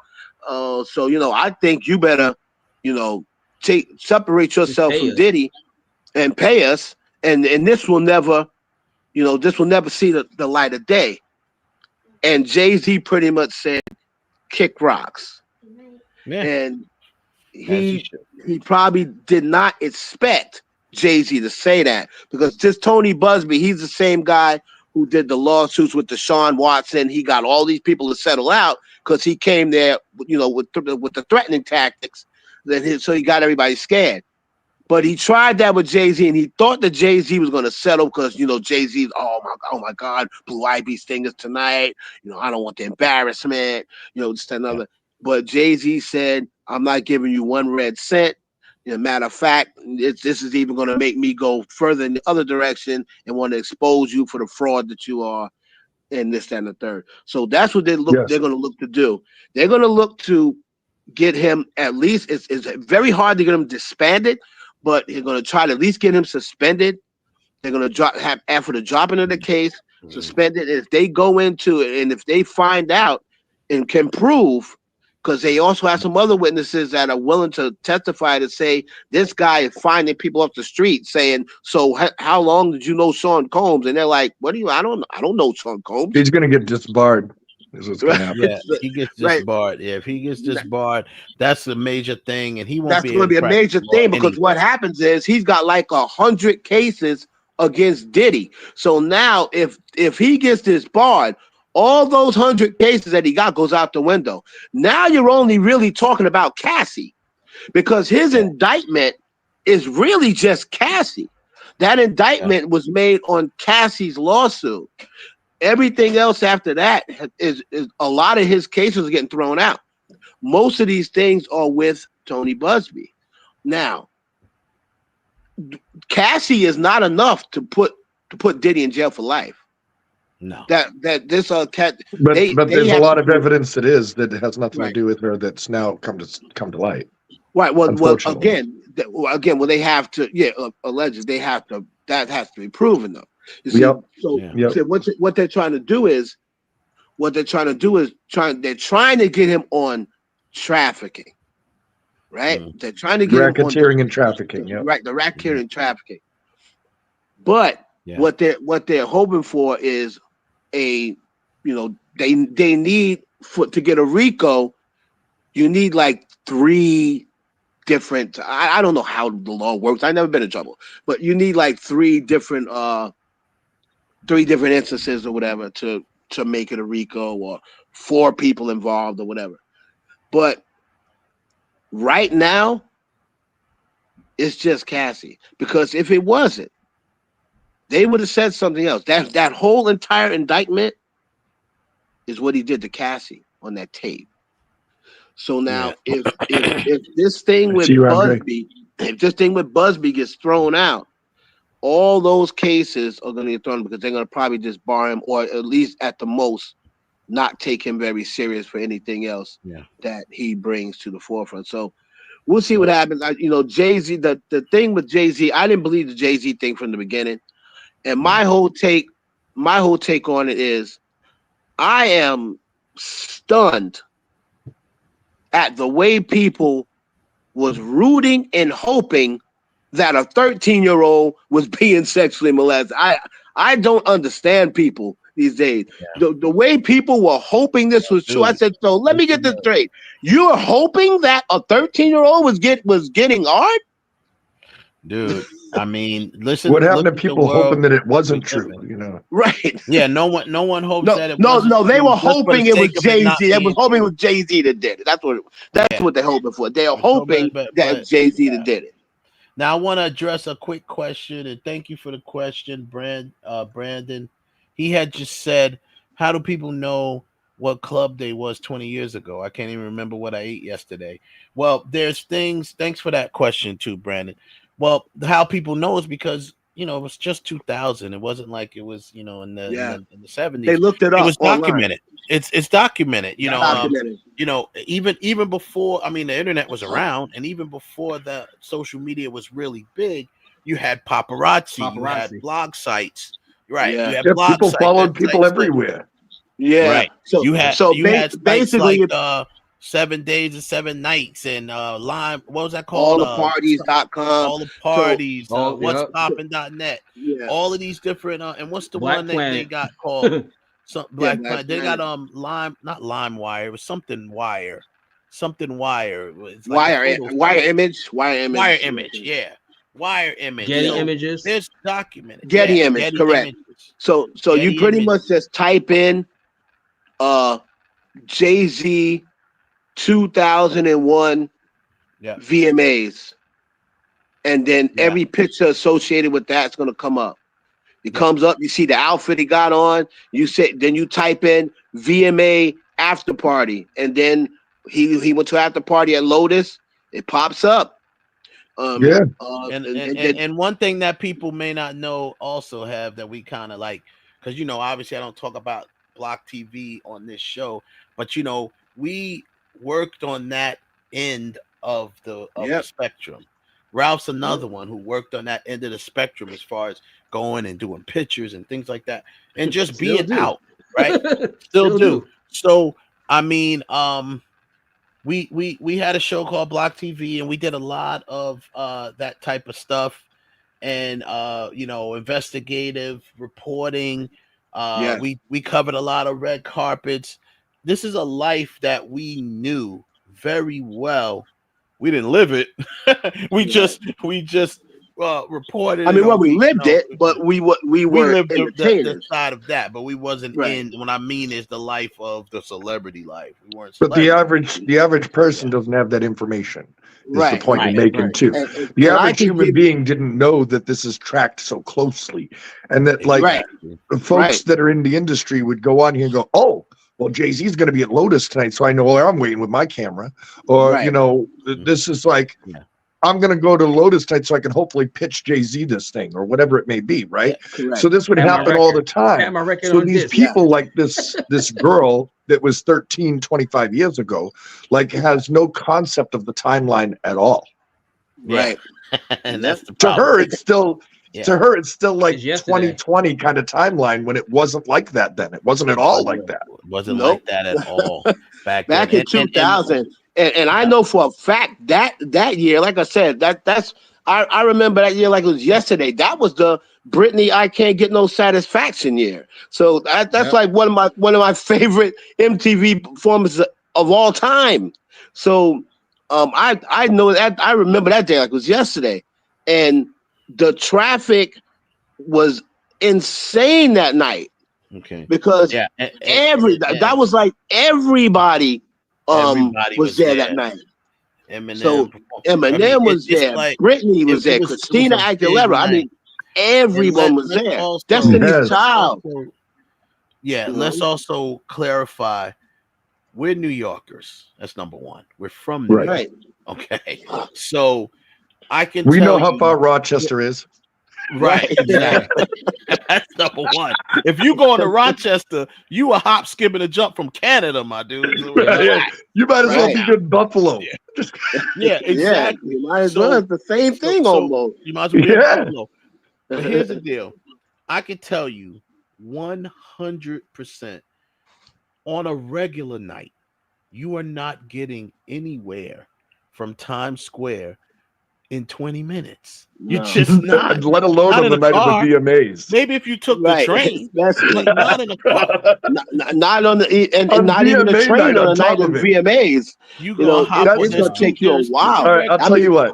You take any person that's trying to go on New Year's Eve from the Bronx to Battery Park. You tell me how long it takes you. Right. You're only crossing Manhattan, guys. That's all you're doing. It's going to take you 45 minutes to an hour just to do that. Never mind. I was in New York a month ago, right? Leaving my boys Urban Action Expo. His Action Expo was on 42nd Street. I had the car parked on 40th Street. It took me an hour at 10 o'clock at night to get from 40th Street to the entrance to the Lincoln Tunnel because of traffic. What were the VMAs going on? Can I ask? But you know, Alex Spiro pretty much said that we haven't heard anything back. That's where we are right now. I think before this week is up, I think they're gonna throw this thing out. Like I don't understand what they'd be going for, and you know, I just hope if they throw this thing out, that then you should not be, you know, the NFL has already said they're standing behind Jay-Z. I like that though. Yeah, I like that, and hopefully, you know, she got, you know, Beyonce got the Christmas thing coming up. They've added Mariah Carey. That should be the Super Bowl. So you're gonna get Beyonce and Mariah. I'm excited about Jay-Z. I'm not gonna lie. I'm excited about his performance this year. Yeah, so that's gonna be cool. But I think there's gonna be some redemption involved personally. Right. Hopefully, you know, this gets tossed out, and we won't hear no more about this nonsense with these people. And I just feel as though people should be held accountable. I think if you start. You know, if these people start saying, you know what, you're responsible, you got to either do the same amount of jail time you're going to put them in jail for, or you're going to have to get the same amount of money, you got to pay the same amount of money you're trying to sue them for. I think people will stop doing that. You know, it shouldn't be that you can just accuse anybody at any time of anything, of any place. And the accusation's enough. Right, and then you lose. Oh, sorry. This guy could potentially lose millions of dollars. Like you're putting a 13-year-old girl on him, and just look at your family. What do you have to deal with his 12-year-old. He has a 12-year-old daughter. If somebody put her up to this, I really think it's horrible what they're about to put her through. Because what they're about to put her and through she's got autism. is That's absolute. It's going to annihilate any credibility she has anywhere in her life ever again after this. Right. Yep. And that's their fault, and they're taking advantage. So that's what that is. And my last thing I'll say is, about New York. Obviously, someone did say last time they was in New York, they said they was in New York. 3 hours. New Year's Eve. Forget about it. It took them 3 hours just to get out of the city. But and that's a real New Yorker right there. Like right. If you some lost little girl ain't gonna do that. Right. Yeah, and some lost 13-year-old. But like we said, she never said exactly where she was. You can't get anywhere in 20 minutes from Times Square, but you can get to, maybe if you go over the Queensboro Bridge, you might get over. Does she know what the front of Radio City really looks like, especially in 2000? Does she know what it looks like? I doubt it. I mean, because she said it was on I can tell you personally, on a bucket list. From my experience in 2000, like 2000, it might as well have been 1965 in front of Radio City, okay? Because that's exactly what it looked like. It had incandescent bulbs still in the damn light up in the marquee. Right. This is not something that they wanted to look advanced with the jumbotron and stuff. She's way off on this. Way off. Way off. And she was talking to said she was talking to the and not for Benji, nothing. whatever. It would. It would have been fashion when the MTV Awards happened. It would have been Fashion Week, so you would have had that going on in the city too. Where you wasn't getting out there. See, they didn't look into that very much. He didn't do a lot of homework. Been in the news. You have to be a tri-state area resident to know that, Ralph. That's the thing. How did this accusation even make the news, though? How did it get this far? Honestly, because it was Jay-Z. With no investigation. No investigation. I'm telling you, man, that's the scary part, man. That's the scary part. It is scary. That she got on NBC. This news was everywhere because some chick came, and like I said, didn't even vet. She doesn't even have to have, you don't even have to have any. She had not one picture. She had not one witness. The girl who took her, she coincidentally died. Look, because they said, well, what about the girl who drove you there? Oh, she died. Of course she died. I'm sure she did. Okay, who was she? Who was she before she died? Exactly. Hey, Sean, you know what? There's still a record of this woman, right? Now. Sean, did she have a driver's license in 2000? The person that died? I mean. Now, Sean, I'm talking to Sean Carter. If I was you, when Beyonce does the halftime show next week on the Christmas, I get up there. I had to. You need to get up there, and you need to do the remix of innocent until proven guilty. You should do that with Beyonce singing the R. Kelly lyrics. Yeah, but I don't know. I don't know if he want to bring anything to do with R. Kelly. He might want to let the R. Kelly thing die for now. Nobody here is condoning this bad Hollywood behavior by any means. Right. Clearly, nobody's condoning this, but at the same time, not everything they did was so horrible. Can we really if you do something and someone has evidence of it, yes, you should have to pay for it. But nobody, I don't care if you're a bad guy. I don't care. Everybody knows Diddy's a douchebag, but he shouldn't have to do jail time for something he didn't do. Something that he did do, of course, then they should have to pay for it. If Jay-Z did something and somebody has proof of it and they come and say, hey, Jay-Z did this, blah, blah, blah, here's my proof, and they prove it against, they have the evidence, by all means, he should have to pay for it. But nobody should be lied on. It shouldn't even make the news until they have some hard evidence. Absolutely, I agree. These are people that live in the spotlight every single day, and a simple accusation can really hurt somebody's career, and it can be a total lie. Yep, it can ruin. Look at the rap. Before I go, look at the rapper Chingy. Remember the transgender Sydney Star? She lied and said she slept with Chingy. And it was a lie. It ruined his career. He never made it back. Yeah. And then years later, she came back and said, "Oh, I lied." Right. But that was a lie. And that's good enough for ruining somebody's life. That's good enough. I lied. Oh, I lied. You know, you ruin the guy's career. You ruin the guy's career. And it's just, oh, sorry, oops. I mean, it's just really, really unfortunate. It's messed and up. Listen, I know it's No, hard. forget that. It's hard to feel sorry for people. You know, people, I don't feel sorry for millionaires and blah, blah, blah. But the bottom line is they're still people, and no one deserves to get blamed for something that even if they did horrible things, do. they shouldn't be blamed for things they didn't Even do. if they, I said before, I've said this to my brother so many times offline. I said, one of the reasons why for certain things I don't feel sorry for Diddy, because Diddy is getting his karma because he's done a lot of his artists wrong. Other stuff, yeah. Right? He's done so many other things with. He didn't even want to pay him, so now he's going to pay in another way. Right, pertaining to the music business. So he's going to pay now. So now he's going to pay in another way. All of those artists that, you know, he whatever. Oh, they're all going to make sure he gets what he deserves. I'm sure of it. Right. So that part, but once again, I agree with my brother. I don't agree with anybody doing something for something that they did not do. And if you don't have solid proof of it, you can't just pile on. These girls are popping up. I heard she said R is a hustle, like you said. They're using essay as a hustle now. Yeah, I mean that's turned into a hustle.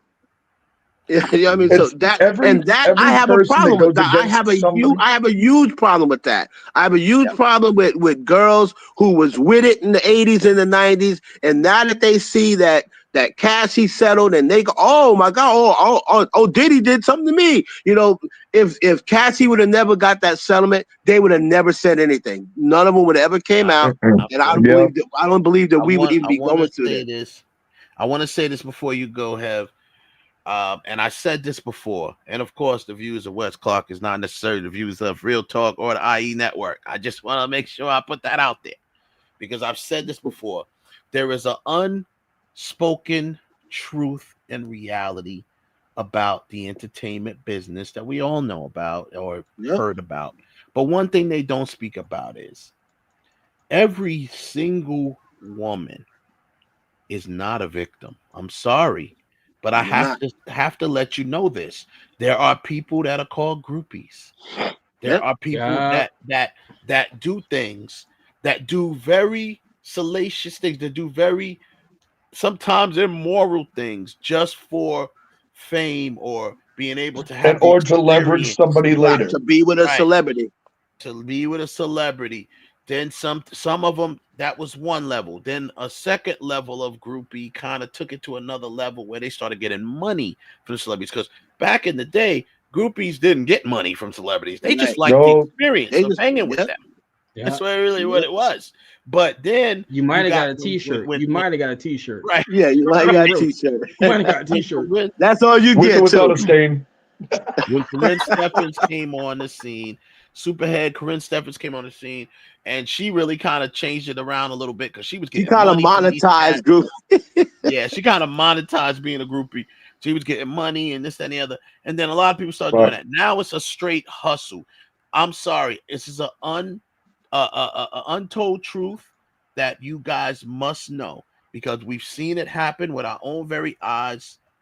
There are women that exist that literally just wanted to do whatever they wanted to do with these celebrities so they can have time with them. They're not victims. They are willing participants. Period. They willingly took and the some drink. of them are very intelligent with using this so they'd have it later. Yeah, and that's what happens. They see now that there's a hustle or where there's a way that they can. It's kind of like a human. It's kind of like a class action lawsuit. Oh yeah, you ever like was back when like you look in the paper and you find out, oh snap, there's a T-Mobile there's a class action lawsuit for T-Mobile. Anybody that's had T-Mobile bad service or in 2004, 2008 did not have T-Mobile. You may not even have had bad service. Did not have T-Mobile. I'm gonna jump on. It's the same thing. It's the same thing. It's just the Me Too of the entertainment industry is all it is. Right. It's just the same thing. My phone kept cutting off. Like, now you didn't pay your bill. That's why you're now that I think about it, I had T-Mobile between 2004. Does that hurt? So That's pretty much it, man. That's pretty much it. But we thank you for coming by and clearing that up for us, Heaven Hollywood. We'll definitely check out the Heaven Hollywood experience here on the IE network. Make sure you follow him at Heaven Hollywood on all platforms, Instagram and all of that stuff. So it's still the same on Insta, so I got to grab you on Insta. That's what I got to grab. Yes, absolutely, sir. Definitely I got follow you, each brother. other. I'll be tuning in to you guys. I'm out of here. All right, See man. you, Heaven. Much love, brother. Yes, sir, brother. Much love. All right, Ralphie. All right, later. Now that was a good experience, and I was enjoying that tonight. Man. Heaven Hollywood, of course, comes through. He always has the more up-to-date stuff on that. I don't keep up with it as much as he does because he does it. I don't have to. So he's quick. He's quick on it, man. There's no joking. He's quick with it. He's on top of it. Yeah. So I mean, that's pretty much that of that situation. I want to see. Here's a. I wanted to share this poster, that we have.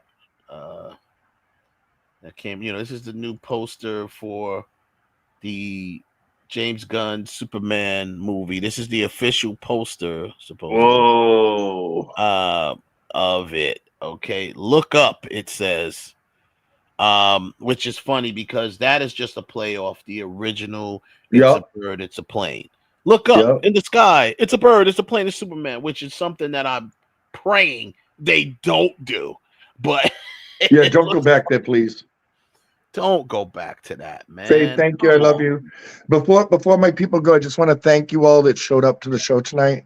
Thank all you angels for coming out for me. I appreciate you guys. And I have undying love for all of you. Believe me. Thank you so much for supporting the show. Yeah, and I tell you, man, I appreciate, I'll thank them as well for you. I appreciate y'all coming through, supporting the brother, and checking out the show and hearing what we got to say. Best people on the planet, Wes. I tell you, man. Best people on the planet. That's what's up. That's what's up.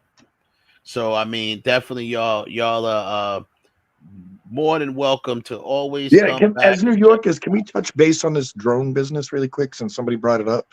As New Yorkers, can we touch on this? There is no way in heck I believe that the government has no idea what's going on, for one, and let them fly around like this. Okay. For two, listen, we're talking about movies here. This is a cinematic experience that's happening right in front of you, whether you know it or not. It's like Independence Day when let's welcome the aliens. Remember that? Yeah. Every Monday, Toucan. Every Monday at 8:00 Eastern. Okay, so I'm a keep it 100 with you. I haven't been keeping up with this. I heard about it. So not allegedly. So this is going on in Jersey, right? That's your neck of the woods, Ralph. I don't know if it's actually in your area of Jersey. That's the drone area right now. It's too far. It's really down there by Fort McGuire, Bedminster, which is where Fort Lee, all down there, right? No. It's down there like Fort McGuire, Dix, Bedminster, where evidently Trump. It's all the way down the point. It's all the way down there. And I mean, I saw the TV and it looks like satellites or something, but I get what he said. We can't shoot them. We can't shoot them down. No, that's not a good idea. No, because you let me tell you, I'm a drone pilot. I'm a pilot myself. If somebody shoots my drone, they're going to jail for a long time. So you don't do that. Just don't do that. Please don't do that. Well, I'll tell you this: if an F-18. If the Air Force launch an F-18 and we shoot it down with a missile, ain't nobody going to jail. Whoever put it in the air is going to jail. Correct. Well, they do that, yeah. Yeah. But if these drones are being flown legally by people with pilot license, then the government knows what it is. They know what's up, and they don't really have to answer you about it, to be honest. So it's kind of crazy. But them saying they're ignorant right now is like the big show. This is the movie in a government standpoint. They're putting on a big show for you because they want to convince you of something. They want you to feel a certain way. And guys, don't let them manipulate you. Don't let them play you. If nothing is blown up because of these drones and they're not hitting anything with it, don't panic so much. Take it easy, guys. Exactly. I agree there. And I do agree with one, which I also was studying for the license for the drone pilot and the 107. There's the 107. Yep. And there's no way that any drone is flying in the air that that close to LaGuardia on top of it. Yeah. You know, like you've got these like major airports within 5 miles of where this is happening, right? And you're talking 8-foot wingspans. These aren't little tiny drones. These aren't the ones that you see people like me flying around. Like these are past commercial. These are bigger than commercial drones. Yeah. Yes, they're huge. So I mean, this is they definitely know what it is or whatever the case may be. So and they're not worried about it clearly. They're clearly not worried about it, and which is to be honest with you is why I haven't followed it as much. Because I'm like, it's nice to touch on because everybody's been like, everybody in our New York area has been kind of like feeling a panic about this. And as people who work in the industry I work in, let me tell you, this looks like it's well directed. I'm just telling you. Yeah, it's something going on. It's very well orchestrated because they would not be up there like just flying around. I mean, watch it be some launch for some shitty movie, you know, like. I do like the idea that someone said that, like that the drones are actually from Amazon. You know, it's Amazon's attempt to see about delivering packages through drones. I did like Walmart drones. They're Walmart drones. And the only thing that is the curious part is that the drones you only see the drones at night. You don't see them during the day.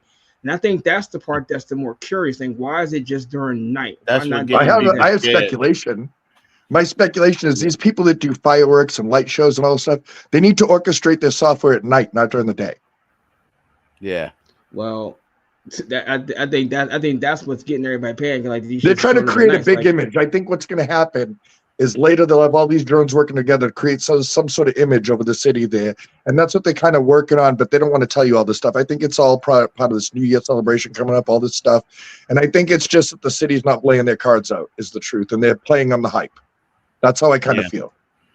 That's probably what it is. I mean, it's just without any evidence. Otherwise, I can't think anything else. I just can't think of nothing else. And as a New Yorker, what happens when the crazy guy gets on the subway? You keep riding it, right? You don't get off.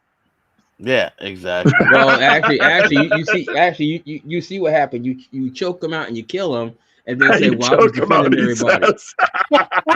That's what happens nowadays. Wait a minute. We don't condone violence here.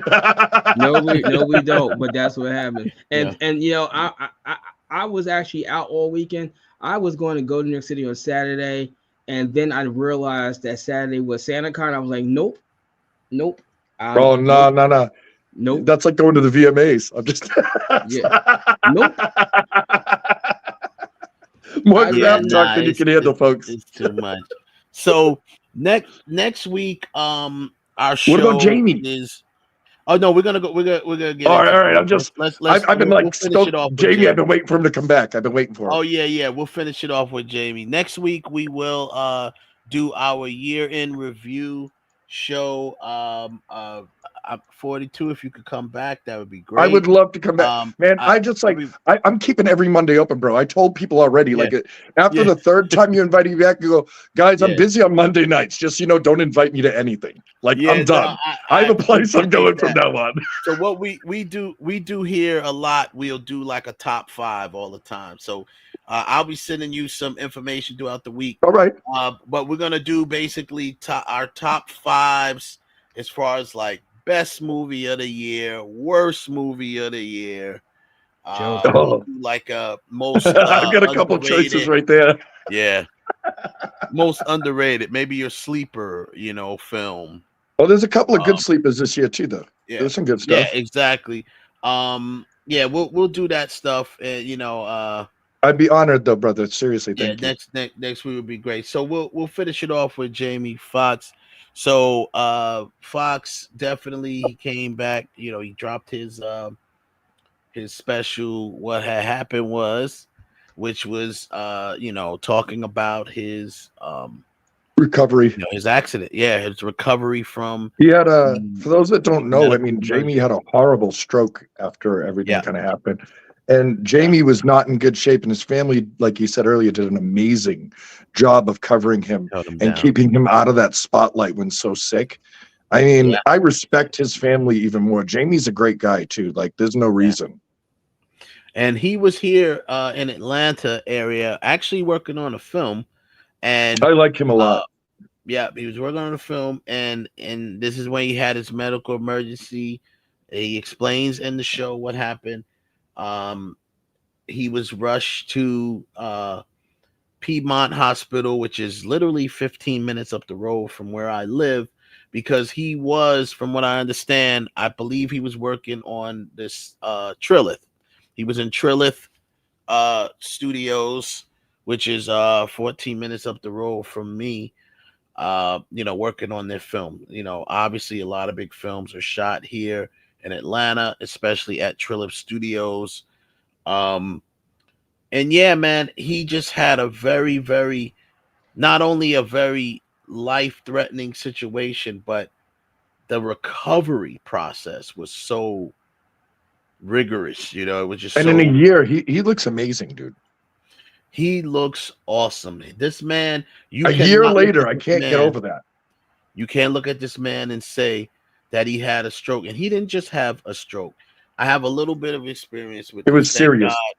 Thank God I've never had a stroke and hopefully never will. But my experience comes from my family. He had what's called a hemorrhagic stroke. Okay. He called it a brain bleed. That's another name for it. A brain bleed that leads to a stroke. But that's also referred to as a hemorrhagic stroke. And that is a stroke where a lot of people, there's not a high survival rate.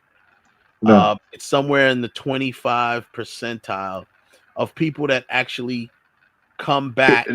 Not even and the survival rate. He had an aneurysm burst, guys. You got to think this piece in his brain bubbled and then burst in his head. And burst. It's like, so you have brain, you have blood in your brain, bleeding, pressure. That's about that 25% survival rate is based on a 5-year span. So that only means that 25% that survive that type of stroke usually only live for about 5 years more, right? Right. No, the full recovery is very low. It's in the teens.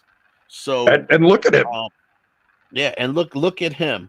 Now, unfortunately, that is the same type of stroke that took the life of my grandmother, my mother, and my sister.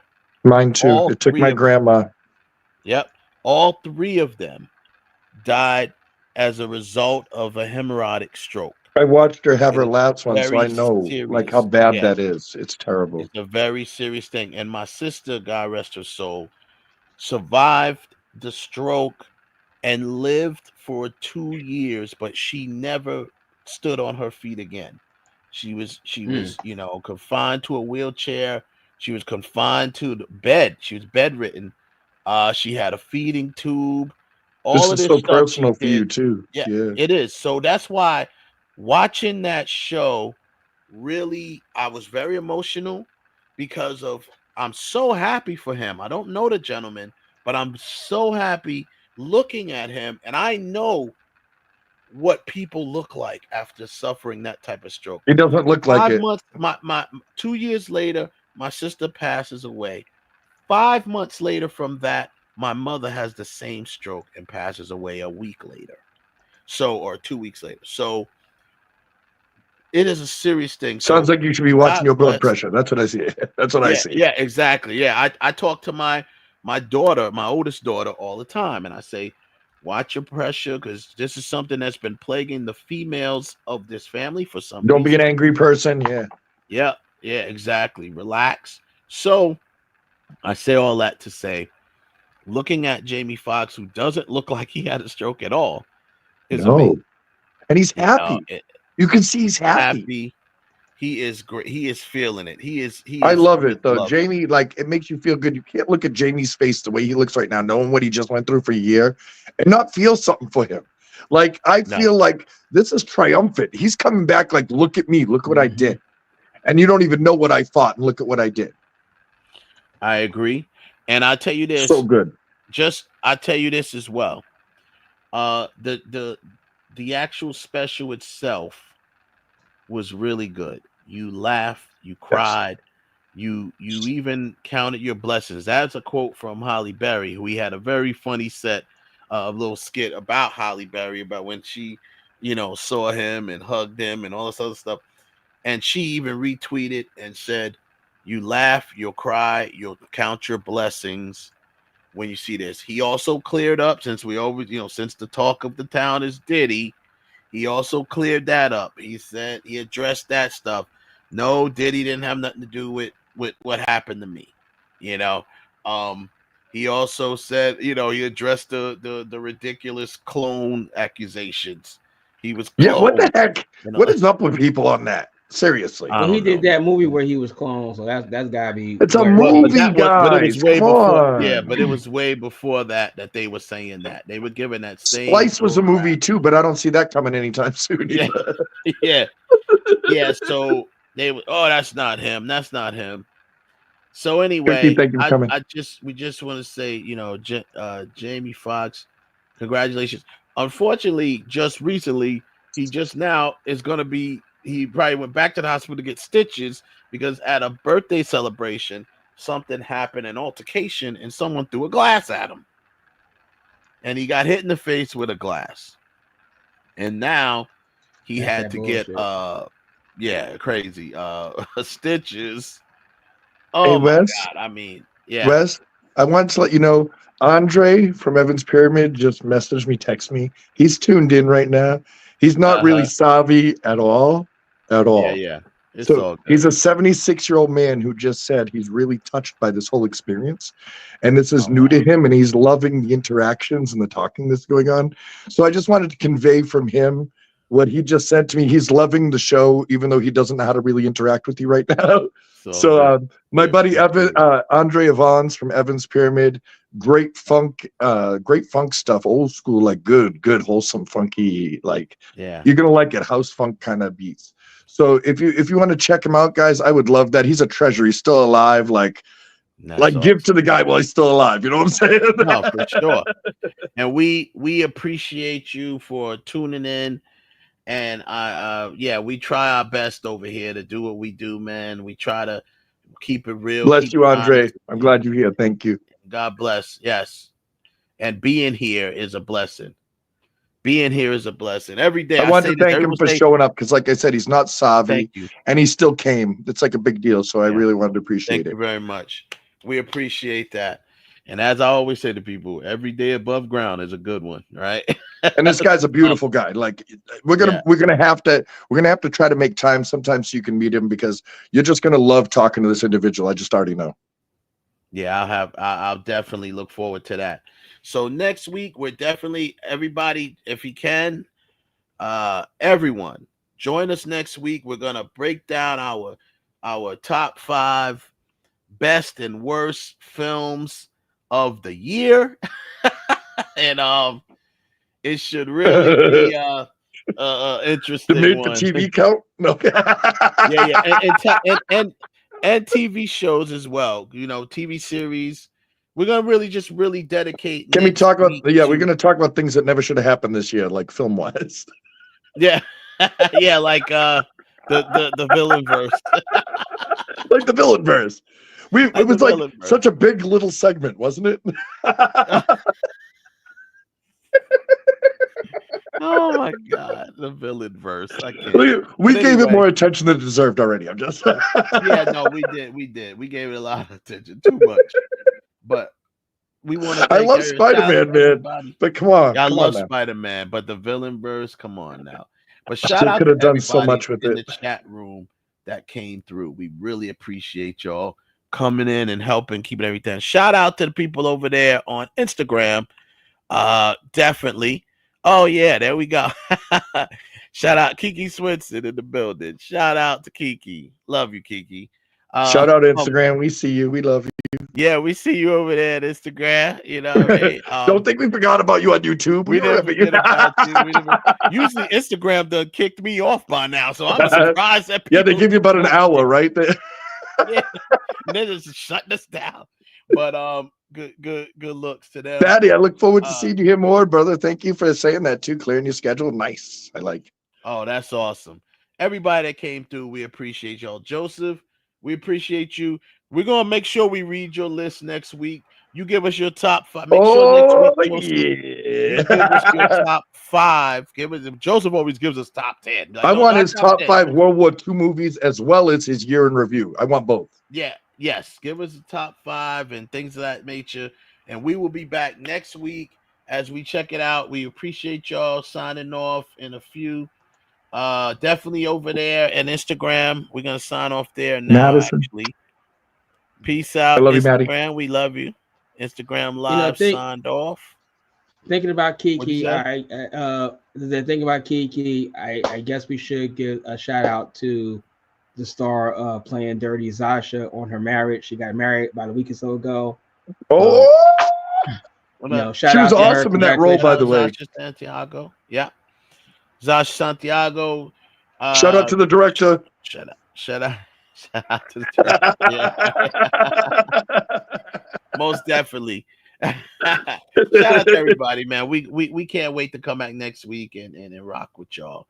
Thank you, Wes. Thank you, guys. Ralph, Wes, everybody. Thank you for making me so welcome here. And here. of course, we do it here like this, bro. We don't say bye to people. We say see you later. No, you didn't. No, you didn't. No, isn't this dead already? Let me just go, believe it or not. Don't you forget about me.